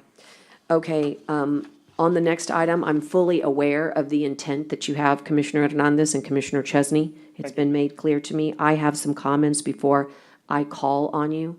And because we're so in love with Robert's Rules of Orders, I'm going to remind everybody that until I call on you, no motion can be made. So here are my comments. If you will permit me, I will make certain that I call upon you timely.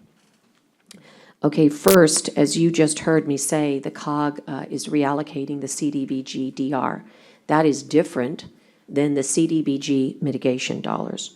Recently, the COG, and we all participated in it, was able to award Nueces County a little over $31 million for Hurricane Harvey mitigation funds.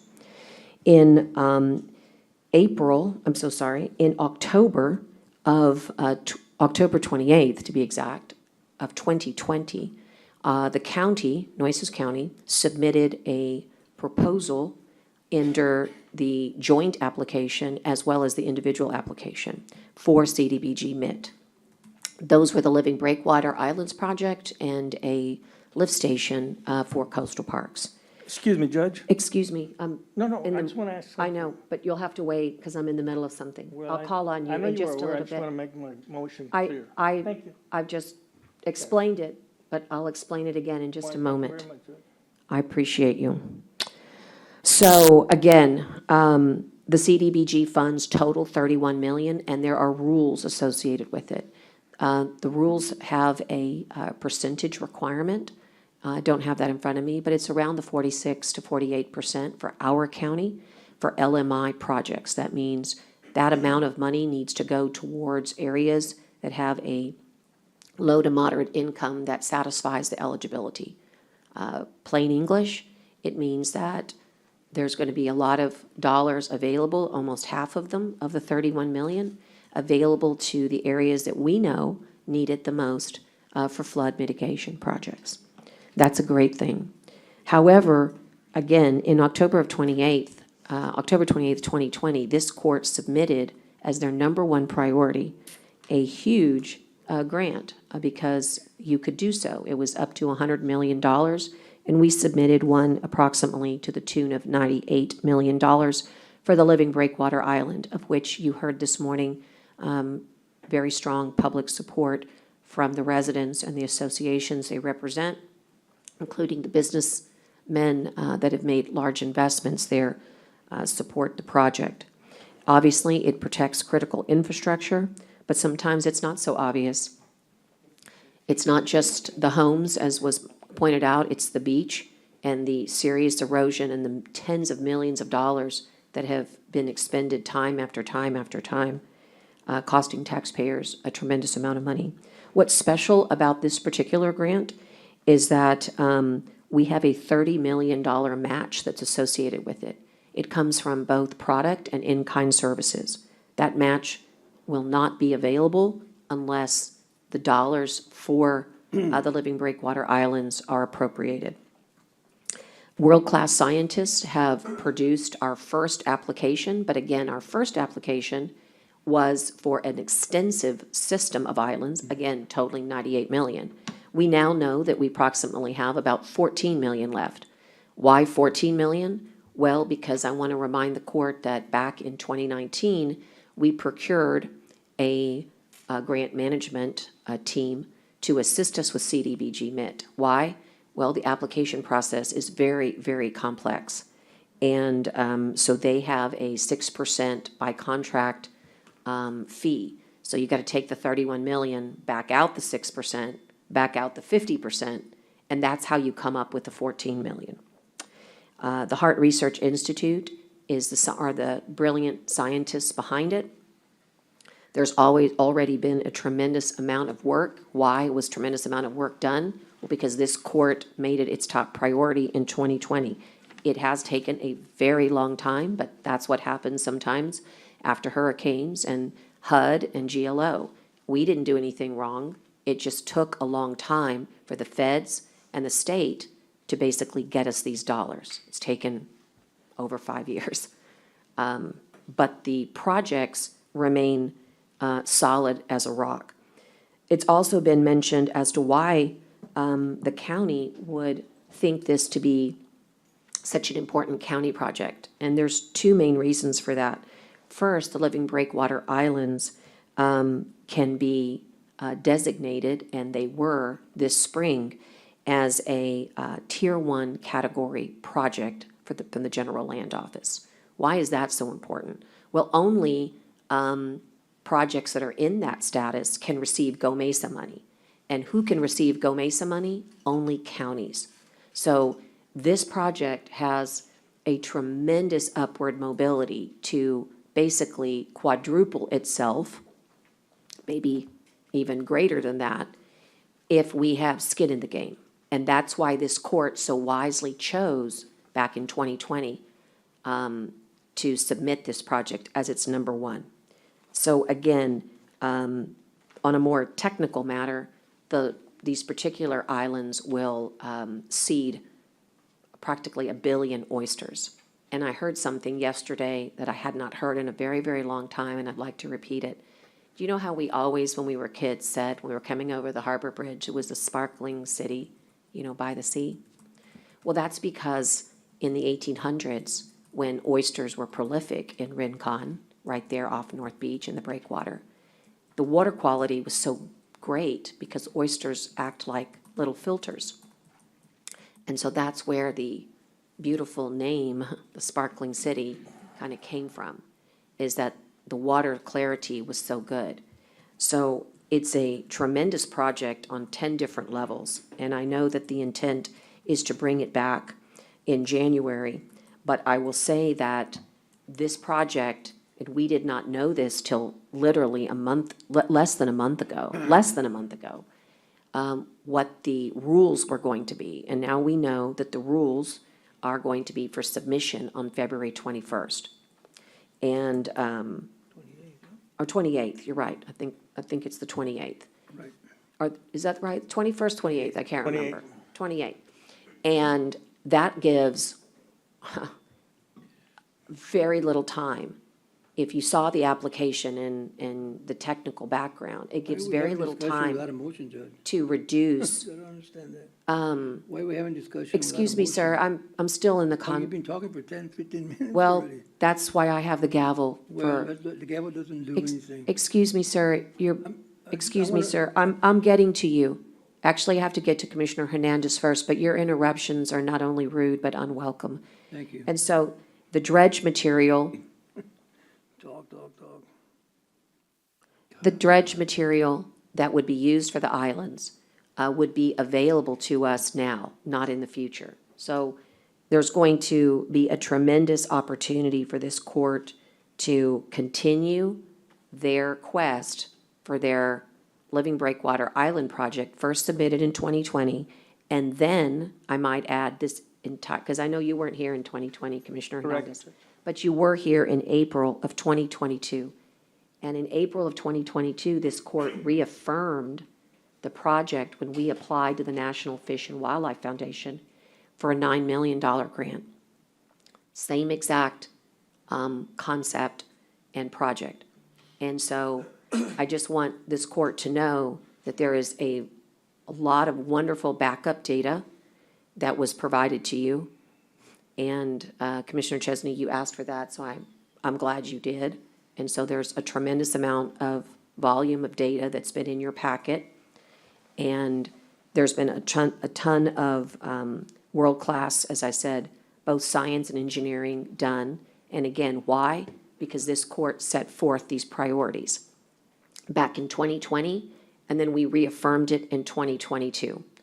And we've been working with all of our stakeholders and all of our partners in order to see this done.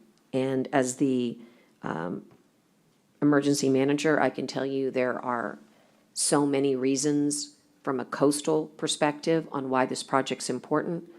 But the number one reason is that if we were to get a direct hit, that critical infrastructure, the one that brings us millions of tourists a year, the Lexington, the aquarium, and now the new research center, they would be compromised. And so it's about following through and keeping this opportunity to get a $30 million match. I don't know of any businessman that wouldn't recognize that if you can turn 14 million into 44 million, there's no other project that I'm aware of that has that ability. So with that, I wanted to express my appreciation for the people that have stayed. I know some of them had to leave, but came and gave public comment, because I do believe that after 3 years worth of waiting from the feds and the state, we finally have the dollars to, as they say, finish the job and get this project started. And so just so you know, what you're tabling is simply, the agenda item was to reduce 98 million, which the court had already approved, to 14 million. And why? Well, because $98 million has way more work than the $14 million can absorb. So it's not the project in its full submission today that you're tabling. You're simply tabling this concept of taking it from what it cannot be, our first submission of 98 million, and what it needs to be, which is the 14 million. And the 14 million would basically cover islands 1 and 2 only. And again, the reason that it's so critical to start is because the GLO now has the ability, and only the county has this, nobody else. GOMESA funds from the state, not the county's GOMESA, the state GOMESA, because it's a tier 1 project now. We did that this spring, got that confirmation. It now can get the big dollars that it needs, but the project has to start. So I think that's really an important, as they say, connecting of the dots as to why the county. But make no mistake, every major stakeholder has participated in a 6-figure or 7-figure, dollar amount. It's just that this opportunity was available to counties. Commissioner Hernandez, you want to I'll recognize you, and you have a motion. Yes, ma'am, I do, but I just want to state that I also have a lot of constituents that couldn't be here because they have to be at work. I also have a lot of constituents that are elderly that couldn't be here because they can't drive or don't have a vehicle. And a lot of them are coming from Banquete area, Driscoll, Agua Dulce, okay? I also have an obligation to them too, so this is why I'm tabling this item. You making a motion to table? Is there a second? Second. Okay, all those in favor signify by saying aye. Aye. No. Table it to January, Commissioner, or what? Yes. January 4th is the first. Fourth. Probably the 18th. Okay, the 4th. All right, thank you. We'll move on to item number 8.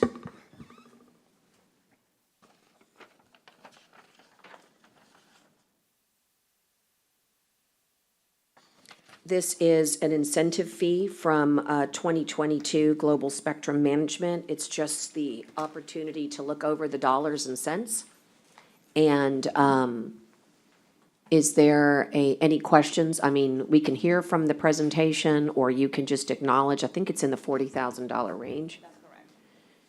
I don't. That calculation, Ide, you want to Yeah. talk about it? Yeah, this is based on the contract, Judge. This is everything coming from the contract, and All the right. dollar amount is 40,376. All right, do you have any questions for Yeah, Ide? I mean, I've asked, I've asked the county attorney to go back and we can review that contract to see. I don't remember, and probably I don't remember what, there are various reasons, right? But anyway, I think that we gave them so much money at the beginning. Now we're giving them 40,000 as for the contract. And this is the only time we give them the 40,000? There's not another time we, so I just think we need to review that to see why we're giving them so much money. It's a, So we Ide, continue to be in the red and the red and the red. could you address it with your mic? I'm sorry. No, It yes, just, I Judge. can't, we have to hear it. This is just the incentive fee that is per contract is given to the Incentive? contract. Incentive for what? They do. The question is, does this comply with the contractual terms? I remember having the incentive fee in it. I don't remember the specifics of it as we sit here today, but when I looked at this, when I read it, I thought this was in compliance. I read this one quickly last week, but I mean, I thought this was in compliance with the contract. Jenny, have you That's read, correct. have y'all looked at this one? No, we talked about this, and that question was asked of me yesterday. I'm happy to do that, but I haven't looked at that contract yet. Could we just pass it subject to the county attorney saying that it's okay? Because I know there's an incentive fee in there, and I thought this was okay, but I understand Commissioner Gonzalez's concerns, but maybe we could just pass it subject to the county attorney authorizing that, or acknowledging to us that it is the right amount. That should be very simple to complete when I have the opportunity to do that, and I can point that part out to you in the documents that went through. So I would. But we don't vote on it. It's just the receipt of, It's only an you're not going to vote on anything, Right, Commissioner Chesney. It's either complies and the auditors pick up, the financial documents that purport it. And if you want to question that, then you would have to bring that up on an agenda item. Today, it's just to acknowledge that that's the right amount, and that's the right amount per the contract to pay. And if you don't pay it on time, then there will be consequences for the breach. And I think it is. So Jenny, if you could just look at it, I think, when I looked at it, I thought it was correct, but if you could just verify it. or- Absolutely. That's all. So And by the way, this is exactly how it's been done every single year. Okay, thank you.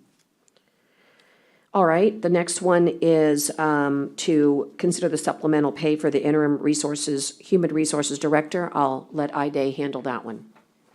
Yes, the court approved to appoint Melinda in HR as an interim director from HR. So we are just to ask the court how much we're gonna be for supplemental pay. Also, she's requesting to continue to bank her comp time to don't get a pay. So I'm just gonna provide the court how much is if the court decides to get that pay, because right now she's under a non-exempt employee. So right now she's gonna be doing the functions on an exempt employee, and we should be paying out this comp time, but it's up to the court to decide that. Well, How much comp time, you're gonna give us that? you're going to give us this, but forgive me, but she cannot, under the labor laws, not be compensated. Isn't that correct? So it's not up to the court. Oh, no, she has to be compensated. We're not saying, nobody's saying she's not. We want to find out how much she has and how long. She should have taken the comp time a long time ago.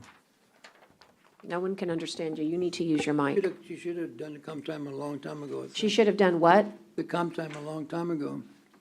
I don't know. This is one of She the says that problems- she should do one the of the comp problems we time a have long time here is ago. that we Could you carry- address that, We carry Ide? on the comp time over and over. This is the issues we have every year during budget time. So that people come up and they have hours and hours of comp time. So comp time have to be I don't think it should be carried for the whole year. comp time, there's gotta be a limit of when you can take the comp time.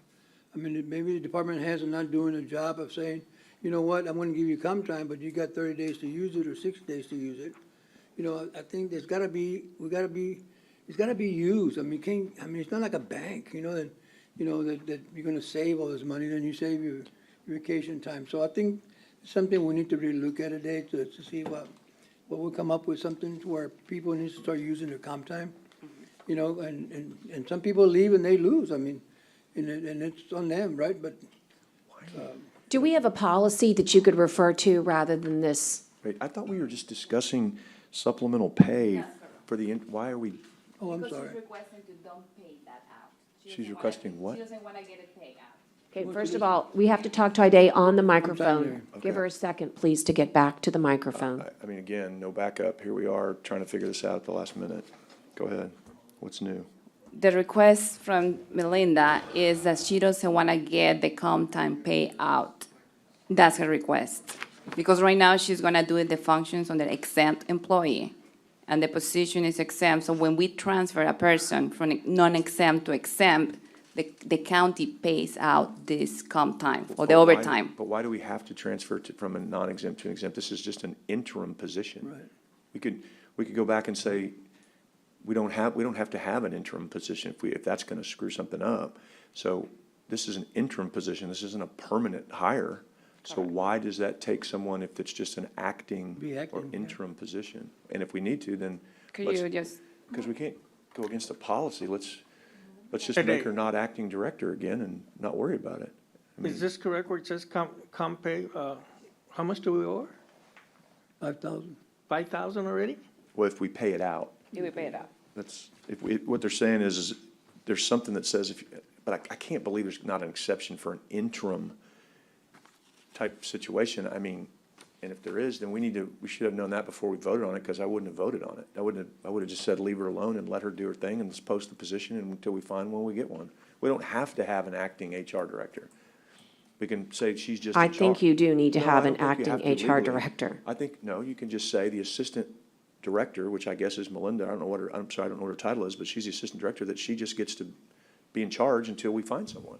If it's gonna cause this kind of problem. But I think for that, her I and think for what us- Ida is saying, Commissioner Chesney, is that if that was what you wanted to do, she would still have to perform functions that requires her to be supplemented. That is the nature of the agenda item.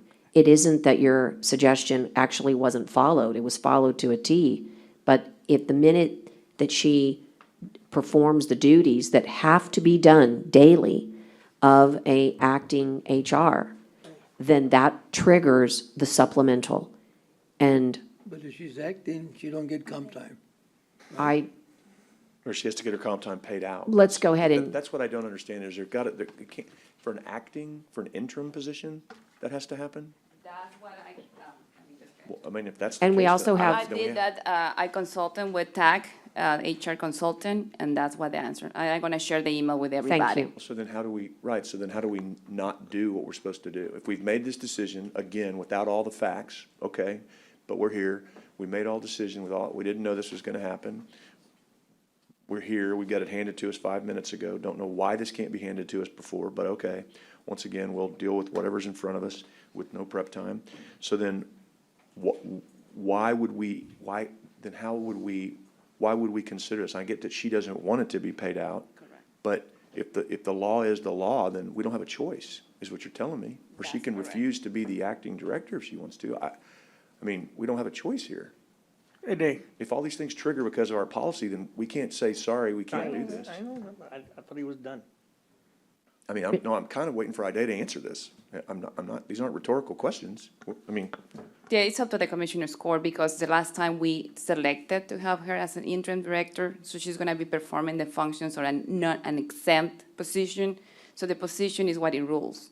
okay, so then we have to pay her.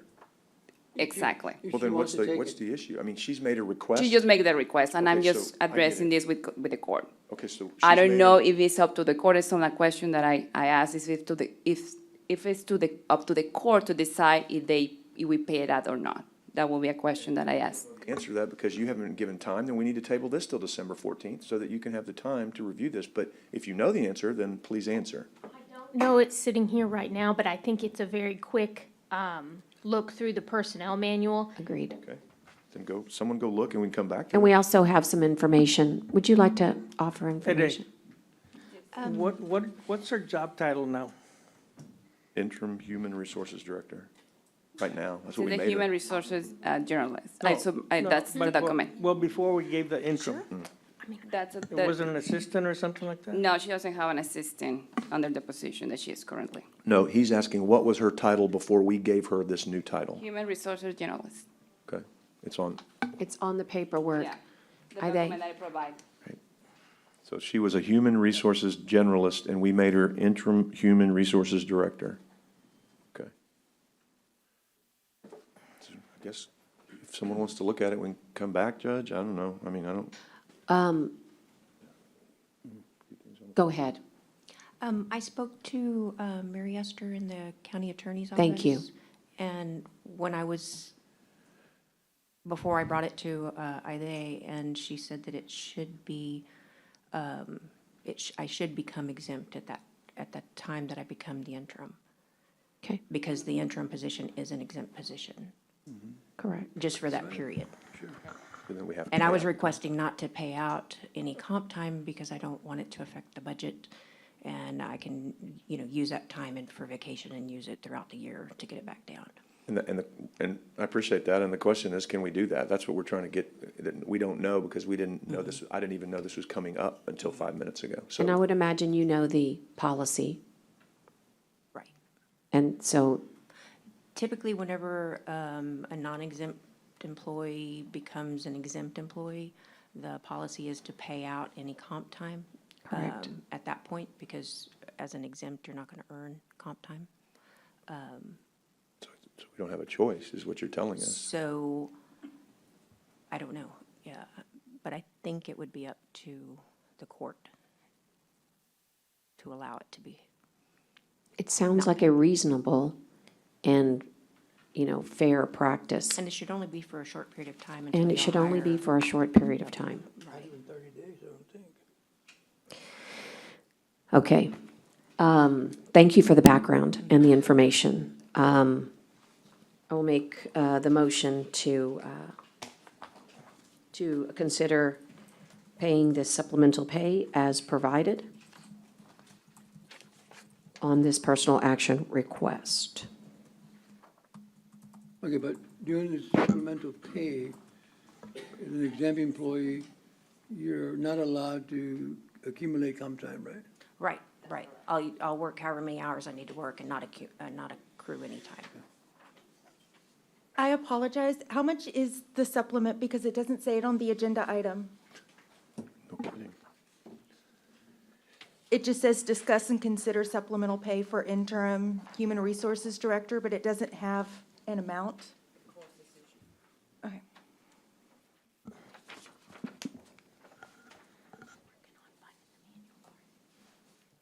Well, under the personal action request that I have, it's an hourly rate, correct, are they, of $29.71? And this is up to the court to decide how much is going to be supplementing, what the period that she's going to be taking over these functions. Correct. There's no supplement proposed. In other words, the current, what Lisa's saying is if you look at the actual document, the hourly rate's $29.71 currently, and the proposed is also the same amount.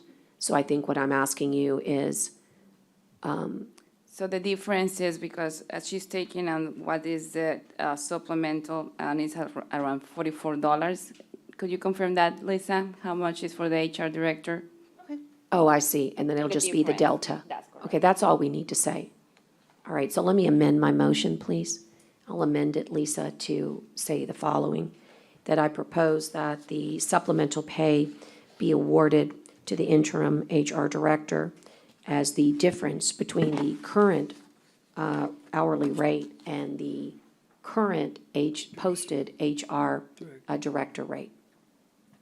and I would allow you guys to figure what that is out, but in the words, it'll make sense. Can you say that one more time? Sure, just, it's the delta between the HR director's rate and Base- or the like what- 29.71 that she currently has. What the starting That's correct. It's what it rate is. It's, you said it's something, it's 44? That's what I was just told. I'm And the not, effective date will be November 26th.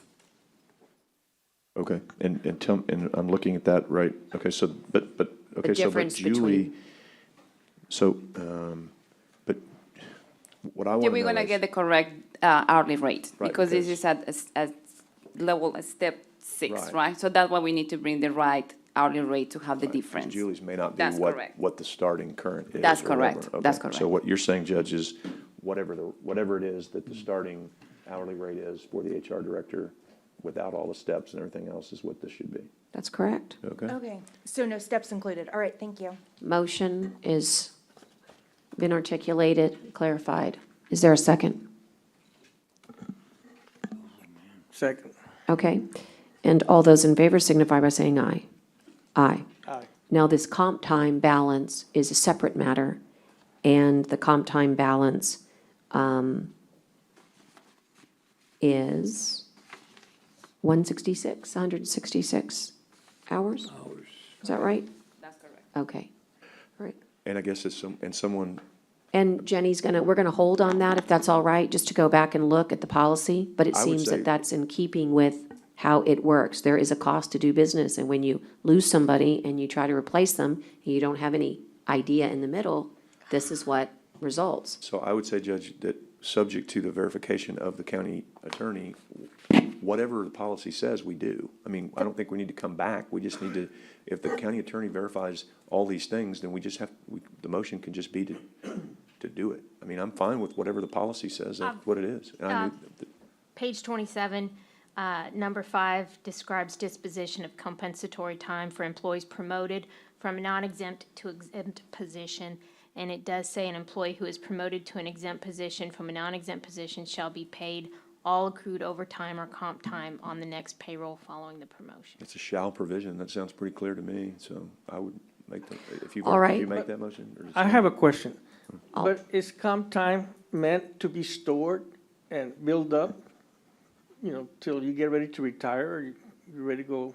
It's supposed to be used within a reasonable time according to the manual. That's what I've But been that's told. not defined. And we need to define that later, too. I think Commissioner Gonzalez is right on that. We need to bring that back. If someone. But you can't punish people on rules that don't No, exist. Nobody wants to punish anybody, Judge. We just want to do it right. That's when you look Well, at. then create your policy. That's what we just said. Per number 3, non-exempt employees, there's a limit on the accumulation of comp time. And once they reach, employees may accumulate up to 240 hours of comp time, representing 160 hours of overtime work, times the 1.5 premium. So they can accrue up to, and after the 240 hours of comp time are accrued, it has to be paid out immediately. All of And it? that, as they earn it, it has to be paid out. You can't ever have more than 240 hours of comp time on the books. So if they go 241, you have to pay that 1 hour. Yes, so whenever they earn that one extra hour, they have to get it paid out that same pay period. And that's what's reflected in that overtime amount on your budget. It's only considered overtime whenever the comp time is paid out.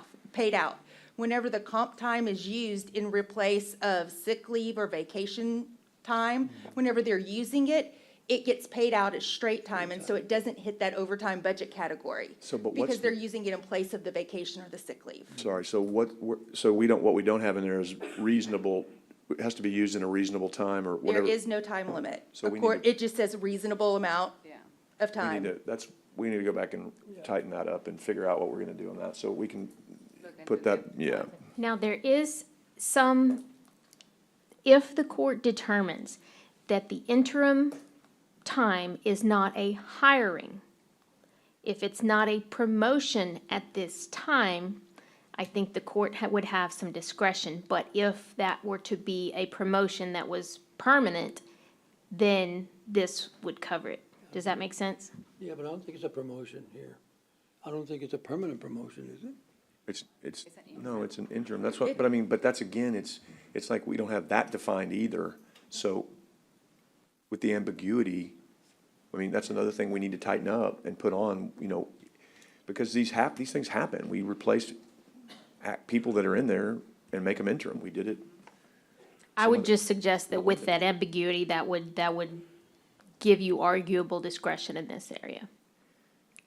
Okay, my motion stands. Yeah, second. And it's seconded by Commissioner Chesney. All those in favor signify by saying aye. Aye. Aye. All right, we're going to move on.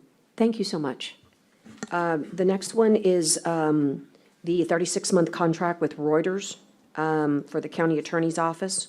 It's a previously budgeted item, but this is the contract, and I'm guessing you have reviewed your own contract? Yes. Okay. All right, so if there's no questions here, Motion passed. is there a second? Second. Okay, all those in favor signify by saying aye. Aye. All right, you have item number 11, Jenny, you also have some salary savings. It's under $10,000, I think, this particular item, and it's basically to pay for overtime and temporary positions as needed. Are you asking the court to approve this up to the amount of money you have for salary savings? Yes, and we're also, the way we've worded it, we're asking for a little bit of discretion so that the court could vote for at the same time or in two different votes, that it be used either to the overtime that sometimes happens and/or to the temporary positions, so that we can go ahead and move on those quickly.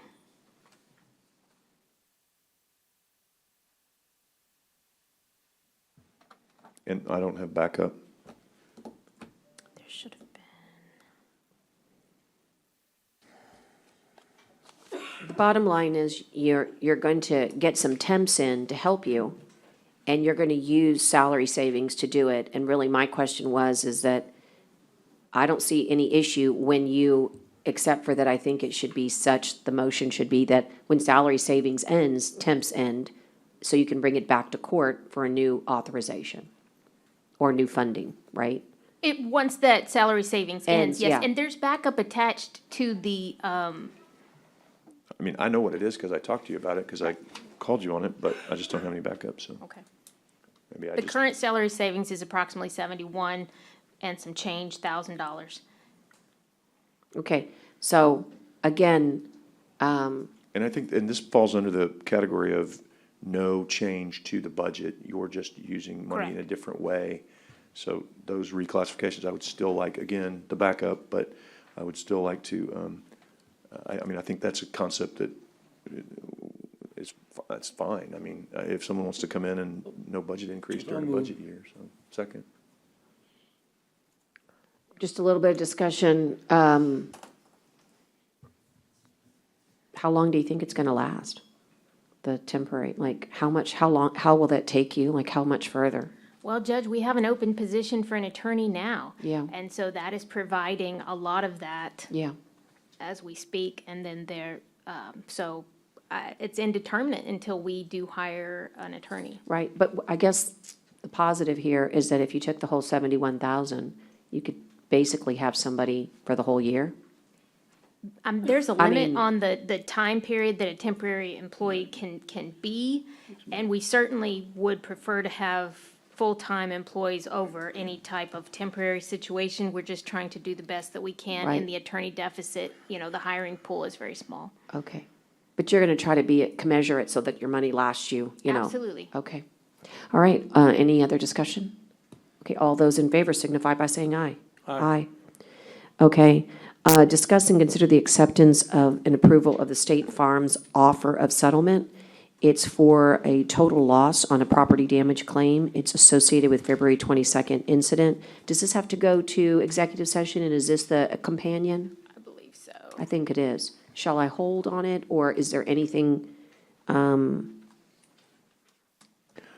Well, I'm happy to to take it to executive. It's total loss. I mean, I was gonna how say, much I more don't know what there is to talk about, but I'm happy to do so, Jenny. It's up to you. There's an offer that we are going to, I believe, suggest, accepting from State Farm, but if you would rather talk about that in executive first. If it's a total loss, there's not much more you can get. If you're comfortable with it, then I would. We do believe it's fair market value. I'm good with that. It's a total loss. It's fair market value. There's Motion really. to accept the, Motion accept and to approve. accept. And there is a second, and any other action or discussion? Okay, all those in favor signify by saying aye. Aye. And then we would also ask that the court authorize the county judge to sign any appropriate documents and direct the auditor to Pay immediately. pay immediately on proof of that. That would be part of the motion. And Lisa? Go And the ahead. county clerk to immediately release those funds. Very good. We're getting our motions just so tight now. All right, so I'll make that motion. It's a separate motion, but it's related matters. And it's that in furtherance of the property damage claim settlement with State Farm, that the court authorize the execution of the documents by county judge, the immediate payment by the county auditors, and the release of funds by the county clerk. Is there a second? Is that number 13, right? That's number 12. Number 12, sorry, second. All right, all those in favor signify by saying aye. Aye. Okay, item 13, does that need to go to executive session? Probably so, because there's a demand involved. Yes. All right, we'll take that to executive session. Chief is still here. We've got from the sheriff's office an execution of an agreement, amendment number 1 with SecOps. Jenny, have you reviewed this, and is it ready to be presented to the court for consideration? Yes, the document attached has been reviewed and revisions approved.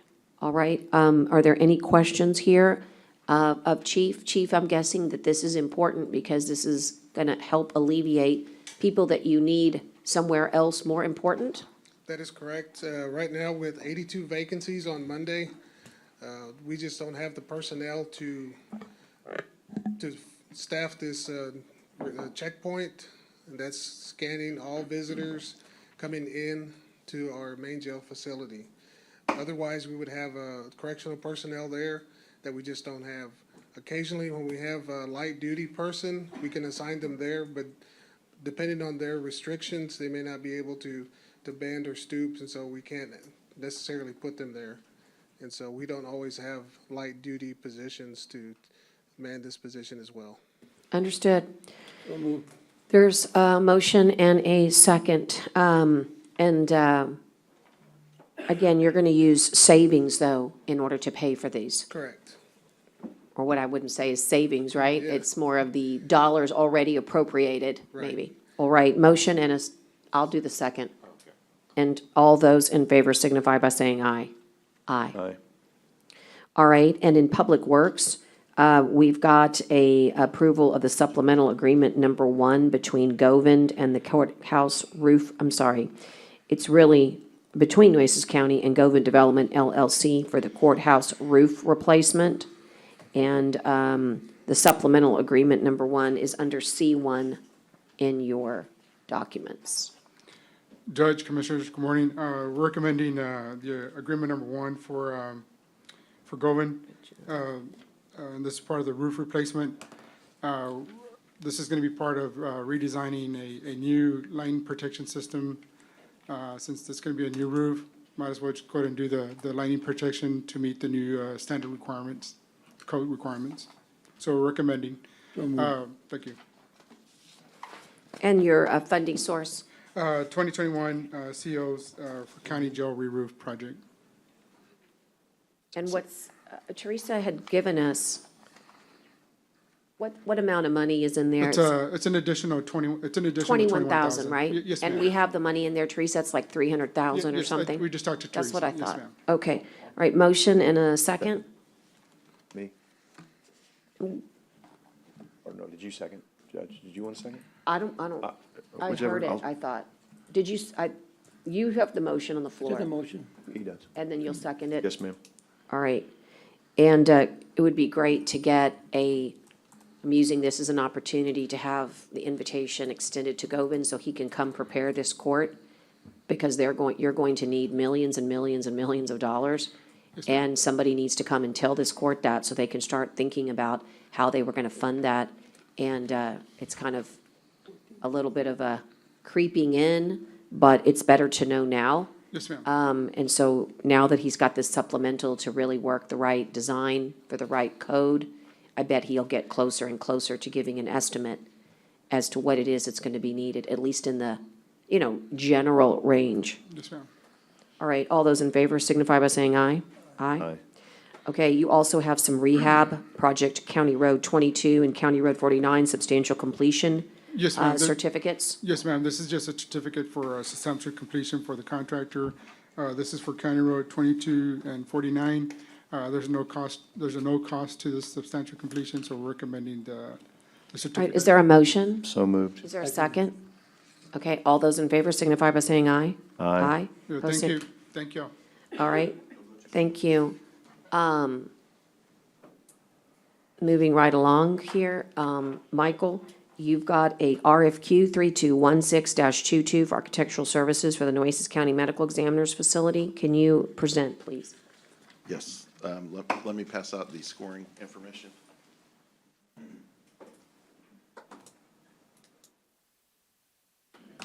Thank you. Thank you, sir.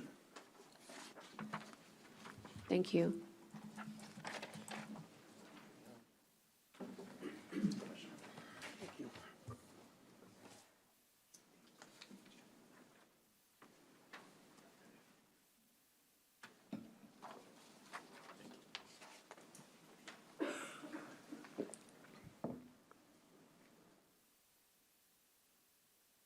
Okay, Judge, this is architecture services for the Nueces County Medical Examiner's Facility. We published this bid. We had 55 folks download the bid, only 2 submitted responses. The selection committee of Juan Pimentel, Ida Hernandez, and myself reviewed the 2 proposals. We scored them as you see there, and we're recommending conditional selection of CLK Architects and Associates. So moved. Second. Okay. All right, all those in favor signify by saying aye. Aye. Aye, okay. E1 is, Lisa, you're going to take items E1 and 2. It's to approve first the drug and healthcare cost reporting by drugcostreporting.com and Group Health Third Party Administrator Boone Chapman, in accordance with what they call that No Surprises Act, new legislation. It is my understanding that Tomas was going to be online to discuss. Is he? Oh, on? okay, he's not. We can text him, Why don't we go to the budget change order number 3, okay? And we'll come back to number 1 in just a second. Number 2. Number 2 is budget change order number 3. Number 2 talks about number 3. Yeah.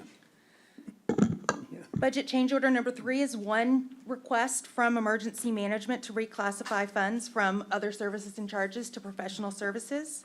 It's to cover the Alliance for Community Solutions annual invoice. Do you have any questions? No, I do not. There's a motion to approve budget change order number 3. Is there a second? Second. Okay, all those in favor signify by saying aye. Aye. Okay, human resources. There are 4 items. I'll let Ide tackle most of them. We've got, number 1 is the job title change from account assistant to web dealer clerk. It's 16 to 16. This is simply a title. That's correct. This is for Kevin Kieschnick's office. That's correct. No financial impact at all. Is that correct? That's correct. All right. It's the Second. same group. Motion and a second. All those in favor signify by saying aye. Aye. Aye. The second one is the job title and duties for the new position in the sheriff's office related to game room administrator and related matters. And Ide, That's correct. you have also worked with the sheriff and HR, and you feel like this one is ready to, and really, game room administrator, as you told me, is the title, but there is It a covers lot more. of, it covers a lot more. And if you have not read that job, it's under, what did I say, F2? That's correct. There's a lot more to it. Hey, Dave, Sir. are they taking applications for this job? No. I'm saying that's what I No. heard, that's what I heard in the news this morning. No, Commissioner. No, Well, it's out in the news that they're taking applications for this job. are they, maybe you can help? No, that's Commissioner? not, I don't know I'm what, just saying what I heard in the news. no, that's not Channel true. 6. No. Okay, so moved. Second. Motion and a second. All those in favor signify by saying aye. Aye. Aye. All right, the posting of the HR director position that we just spoke about needs to be done, and so today is the opportunity to authorize it. Is there a motion to authorize the position? So moved. Second. Motion and a second. All those in favor, I'm sorry, any action or discussion? Okay, all those in favor signify by saying aye. Aye. Aye. Okay, the next one has to do with the Public Defender's Office, and this is reclassifying a felony 6. I think it's a reorg of, but it doesn't change the dollars at all. That's incorrect. What happened was tell us. last court, whenever it, came before court, I incorrectly reflected it at a Oh, 38. It I should see. have been a 39. Y'all had reclassified it mid-budget year. It was, the position was created in July. The very next court, it was reclassified. Then you came back and reclassified the exact same position that you created for the auxiliary court. And so we're following the same process by reflecting that it I should see. correctly be a 39. It was my error that I did at 2:30, the Tuesday before court on Wednesday. But we'd already budgeted the money, we just didn't do Yes. it. Right, it that's was- what I'm it's saying, no grant funded. financial It has no impact. financial impact. All So right, moved. that's So all we moved. need. But it was Second. my error, and I apologize. So moved, thank you. Appreciate that acknowledgement. Motion and a second, and all those in favor signify by saying aye. Aye. Aye. Okay, Daryl, you've got 3 items here, and you've got the CGIS addendum to the Master Odyssey Agreement. Yes, ma'am. I would like to table that to the January 4th meeting if possible, because it would be best if it was signed by the incoming judge, because it needs the sitting judge, it's valid with the sitting I judge's agree. signature. Absolutely. And I would ask that you sit with her, and nobody ever understands CGIS until you get here, and then you realize those little letters are the most important letters in the alphabet. Yes, and I sat with the county attorney's office Good. yesterday and explained that to them. Yeah, and I've Second. noticed our numbers are not good right now, so we need to up them. You know, you gotta watch those. And will January 4th give enough time? Does it have to be on the 4th? Can we put that one on the 18th? Because we are loaded. for- Yes, it's way behind anyway. Tyler sent it to me. It's, in fact, you'll see that their signature is dated from 2020 because they carry the same document. They just get it renewed whenever the So county judge changes. We can So, yes, carry that's this to fine. the Yeah, it 18th just of has- January and be Yes, sir. okay? Yes. Okay, so I would Yeah. table this to the 18th Yeah, because we I were would- loaded on the 4th. Yeah. Okay. All right, motion and a second. All those in favor signify by saying aye. Aye. And then approve the execution of the discontinuance of the Client Success Account Management Agreement.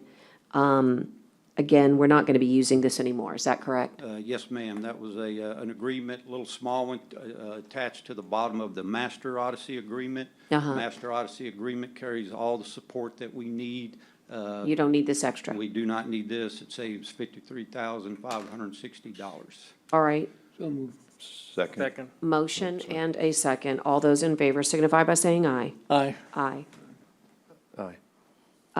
Again, we've got a third IT item. It's authorizing a software license agreement with Team Dynamics for IT Help Desk and Project Manager Software System.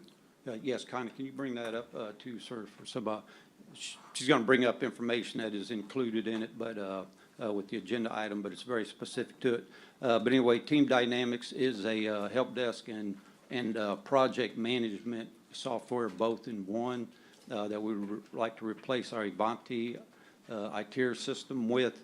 The Ivanti will come up for renewal in April, and there's let her get that document up, shows the figures. It's a very minor increase, and Kent and I worked over this one pretty good, as well as the discontinuance form y'all just approved of.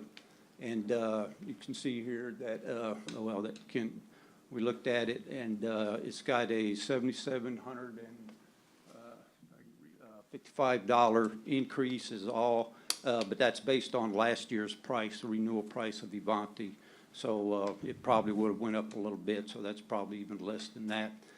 We do have it fully budgeted, so there's no, the funding is secured for it. And you can see that we, one of the things that Kent and I worked on is we got them down from a 5-year agreement to a 3-year agreement, and the cost increase is very minimal. So we have all the funding sustained for that. So this is a much more robust system. It gives us more self-sufficiency in configuring it. We can collect data better, and the project management piece of it will be good because while the help desk stuff goes in there, some of those turn into projects, and we have a lot of IT projects to use in this software as well. So it would. Is it being reviewed by the county attorney already? Sorry? These already been reviewed by the county attorney? Yes, sir. We tore into it pretty well. All right, motion, and I'll second, and all those in favor, if there's no other questions for Daryl? Hearing none, all those in favor signify by saying aye. Aye. Aye. All right, we're going to go into executive session right now, so I will let everybody know that we choose to do this because it's authorized by the provisions of the Open Meetings Act, Chapter 551 of the Texas Government Code. And we do so also in accordance with the government code, which are Vernon's Texas codes. And they are listed individually, but I will read them inclusively, which is 551, 071, 072, 073, 74, 75, 6, 86, and 87. And they include matters relating to litigation, real property, personnel matters, termination, county advisory bodies, security devices, economic development negotiations, and any other matter that may be discussed in open session. Again, A, B, and C, they are listed appropriately as all 551071. We're going to consult with our attorney. I'd ask Connie to put everybody else in the waiting room, and the time is 10:55 a.m. And wait a second, before we do that, was there one other item? We'll come back and catch it. I think Jenny said she was checking on, was the consent agenda item? Okay. Yes. All right, we'll come back to it. All right, so the time is again, was, what did I say, 10:54? 10:54 a.m. We are now gaveling out off the record. Please clear the courtroom, deputy. Only stay here if you're a member.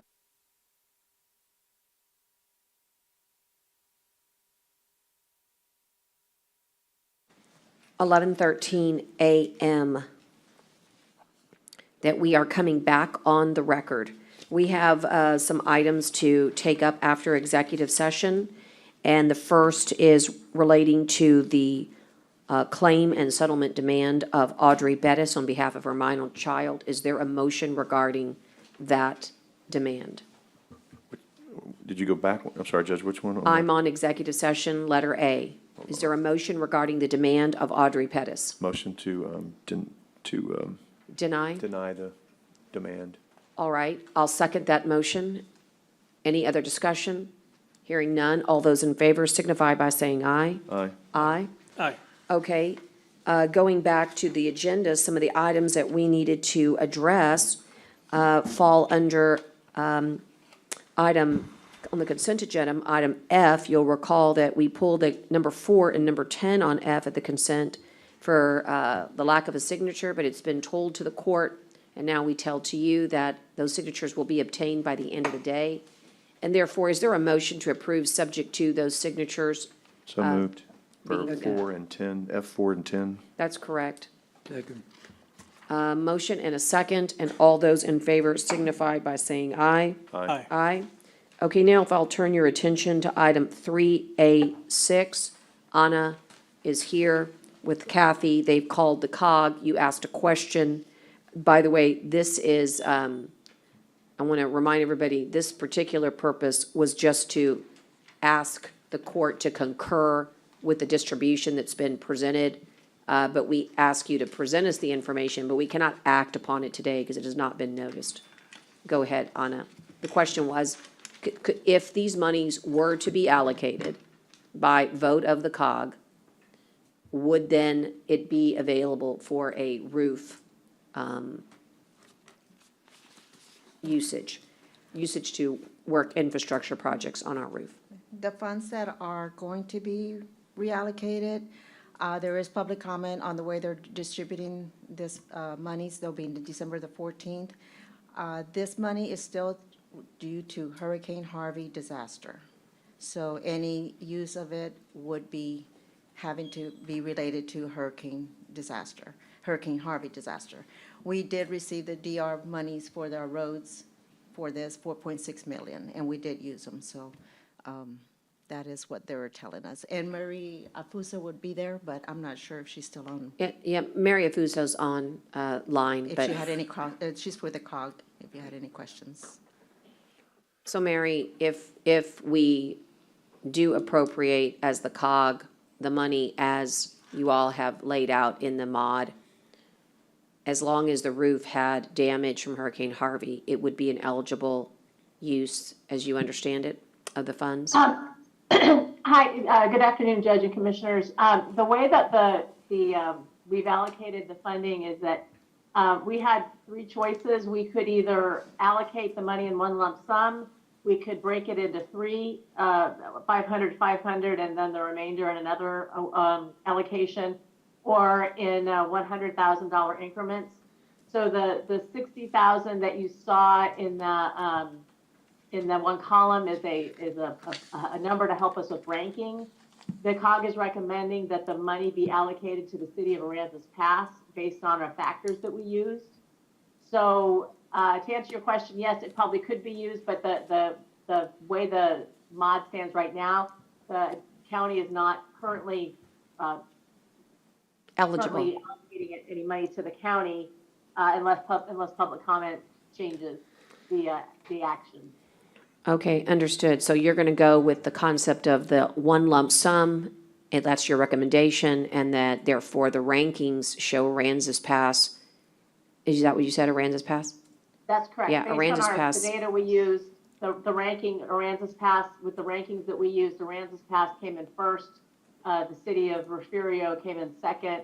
Nueces County actually came in 12th based on the data that we used. Got it. Okay. So that means we won't get anything? Is that basically what she's saying? Yes, sir. Okay. Well, if it all holds, obviously, they still have to present public comment. And just so you know, the way it was presented, we thought that there was an opportunity to have the money distributed as per the chart, and that's why we had the 61,000. But what you're saying, it's only three choices: lump sum, 500, 500, 100, and then I forget what the third one was. But is the third one the distribution that the chart shows? Right, and I see that, and I can see, and I really apologize for the misunderstanding because I'm starting to take up the court's time on that. But thank you for making that aware. I'll make sure that in our public meeting that we make that very, very clear. So I don't know that we want to concur then. I mean, Well, what we're concurrent, but I guess what I'm asking, Mary, is it even a choice to have the method of distribution as we see it and how you created the rankings or not? I'm sorry, Judge, I don't understand your question. In other words, you have the rankings and you created a mod based, there was a way we all got 1 through 12, right? And Yeah. that 61,000, is that a choice or not? Because that'll bear on our, It's not a choice, it's so the information so you can see how we got our. got it. How we got it, but, Yeah. of course, it is public comment, and you can say, you know what, we don't think you used good data. We based it on the data points we got through public comment.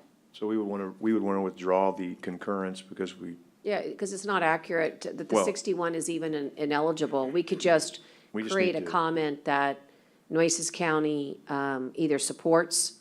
I just think we need to withdraw this entire item and either regroup or not worry about it because it sounds like we're not getting anything and we don't want to concur with not getting anything.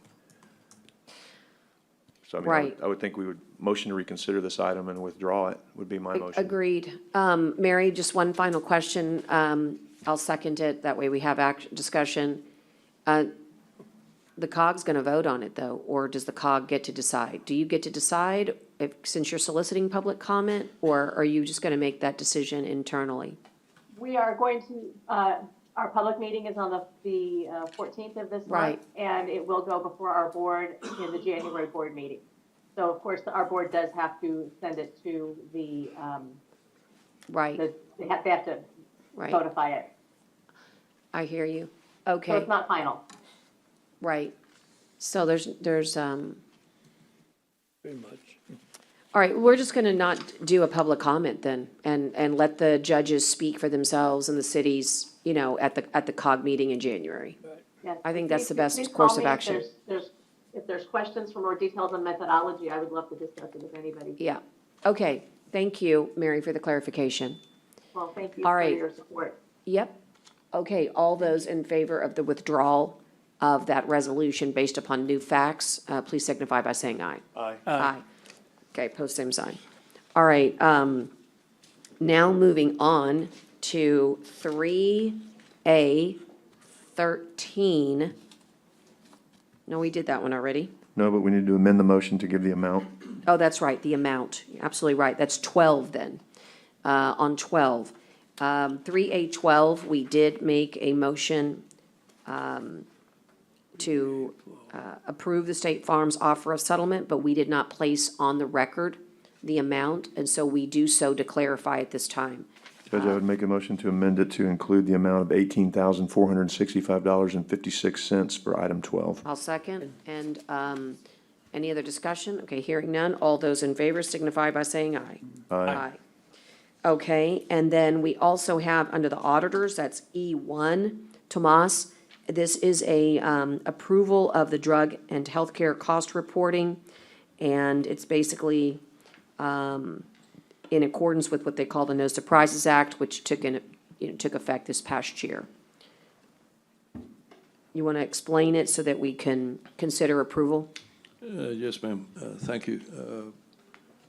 Essentially, it's a newly enacted federal law requiring reporting of all claims, medical claims, as well as detailed information on pharmacy expenses. And the purpose is to track it and to be able to determine its value and related expenses included within the cost of the claims. That's essentially it. It's not optional, it's required. The legislation was enacted approximately a year ago, not quite a year ago. However, the rules and regulations were not released, and you know, that takes some time. And then everybody had to gear up to figure out a way to collect it. When I became aware of it, met with both our current provider for pharmacy, PBM, Script Care, as well as Boone Chapman, who handles the account on the medical side, and Script Care has that reporting automatically because we have set it up years ago with them into the TPA data information. And so Boone Chapman is requesting $2,000 fee, annual fee, to combine the two and report it, and report the processes to the government. That's essentially it. So moved, Judge. All right, motion and a second by Gonzalez. All those in favor signify by saying aye. Aye. Aye. Okay, and then item number 9. That has to do with the comp, and Lisa, you were gonna, who was gonna provide backup? I have the information, the per pay period supplement would be $783 increase. 783, okay, per pay period? Per pay period. That's gross. That's gross, that's correct. I think we've already passed it, but if we need to do another motion, then. I think it was just for Right, clarity right, that I we didn't know. For we didn't have. clarification, I believe you asked for the amount. No, you're right. I We just didn't know did. if we needed to do another motion. That's what I was just asking, but I think we've already passed it. Yeah. Thank It is what it is. Do you want another motion, Judge, for clarification or not? I do. It's just to clarification on the record. Call it a supplement to the motion. To amend the prior motion to include the amount of $783 per pay period. All right, and all those in favor signify by saying aye. Aye. Aye. Okay, those are the ones that I had that we needed a sort of cleanup on. Anything else, Aide? Lorenzo, I'll ask you. Okay, I think we're very good. And I'll call for the adjournments in memory, and I'll start with Commissioner Chesney. Thank you, Judge. Would like to offer our condolences to the Shackelford family, Robert H. Shackelford, Bob Shackelford, many of you may have worked with at the city of Corpus Christi. He died at the age of 86 on October 30th, 2022. He was a career naval officer. He advanced through the Civil Engineering Corps, serving 2 tours in Vietnam with the Seabees. He attended Georgia Tech and earned a Master's of Science in Engineering in 1966. During his career, he served at various bases, Iceland, Japan, and the United States, where he supervised base maintenance and rose to the rank of commander.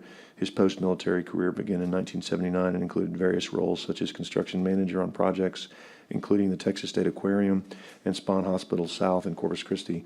Bob also served as the city of Corpus Christi's city engineer and later established his own engineering firm, R.H. Shackelford Incorporated. He was a team player and frequently helped colleagues advance in their careers.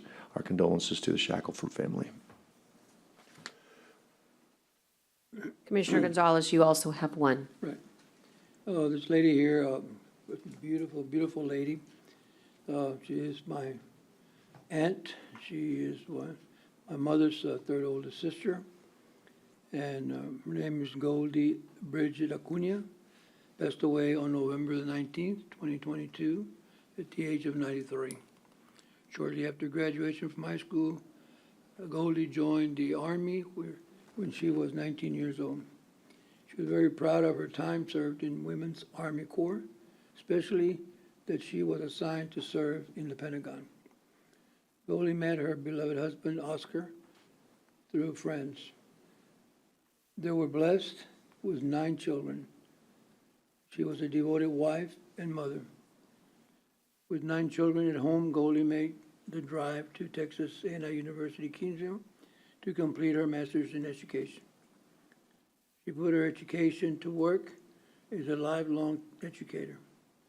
She retired from CCISD with 39 years. Also taught several years with the parish schools, Catholic schools. Goldie had an unshakable faith in Christ and was heavily involved in many Catholic organizations. She was a member of the Sacred Heart Church, Catholic Daughters of America, Court number 1149, associate in Encounter Word, St. Pius Women's Circle, St. Pius Friendship Circle, and St. Pius Altar and Rosary Society, and was in the Blessed Sacrament Auxiliary, and volunteered at Catholic Charities for many years at Christmas time.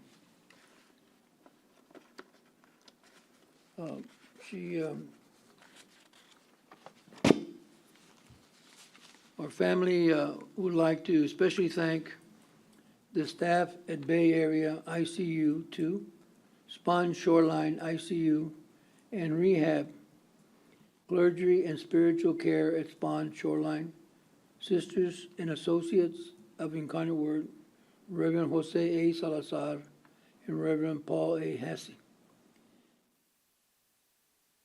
My Aunt Goldie was totally devoted and devoted most of her life to Christ and by being involved with the church. Please visit Goldie's tribute page at www.maxwellpdunn.com to share memories and stories. She will be missed, and her smile will never be forgotten. Thank you. That's it. All right, we will conclude with final adjournment in memory. As I said earlier this morning, today is Pearl Harbor Day, so I conclude in memory of the 2,400 souls that were lost on this day, December 7th, 1941, in our U.S. naval base near Honolulu, Hawaii. And I urge all of you to remember that fateful day and remember those that were there. And today we remember their lives and the sacrifices they made for our country. With that, I will adjourn. It is 11:30 on the dot a.m. And we will see everybody next Wednesday. Stand adjourned.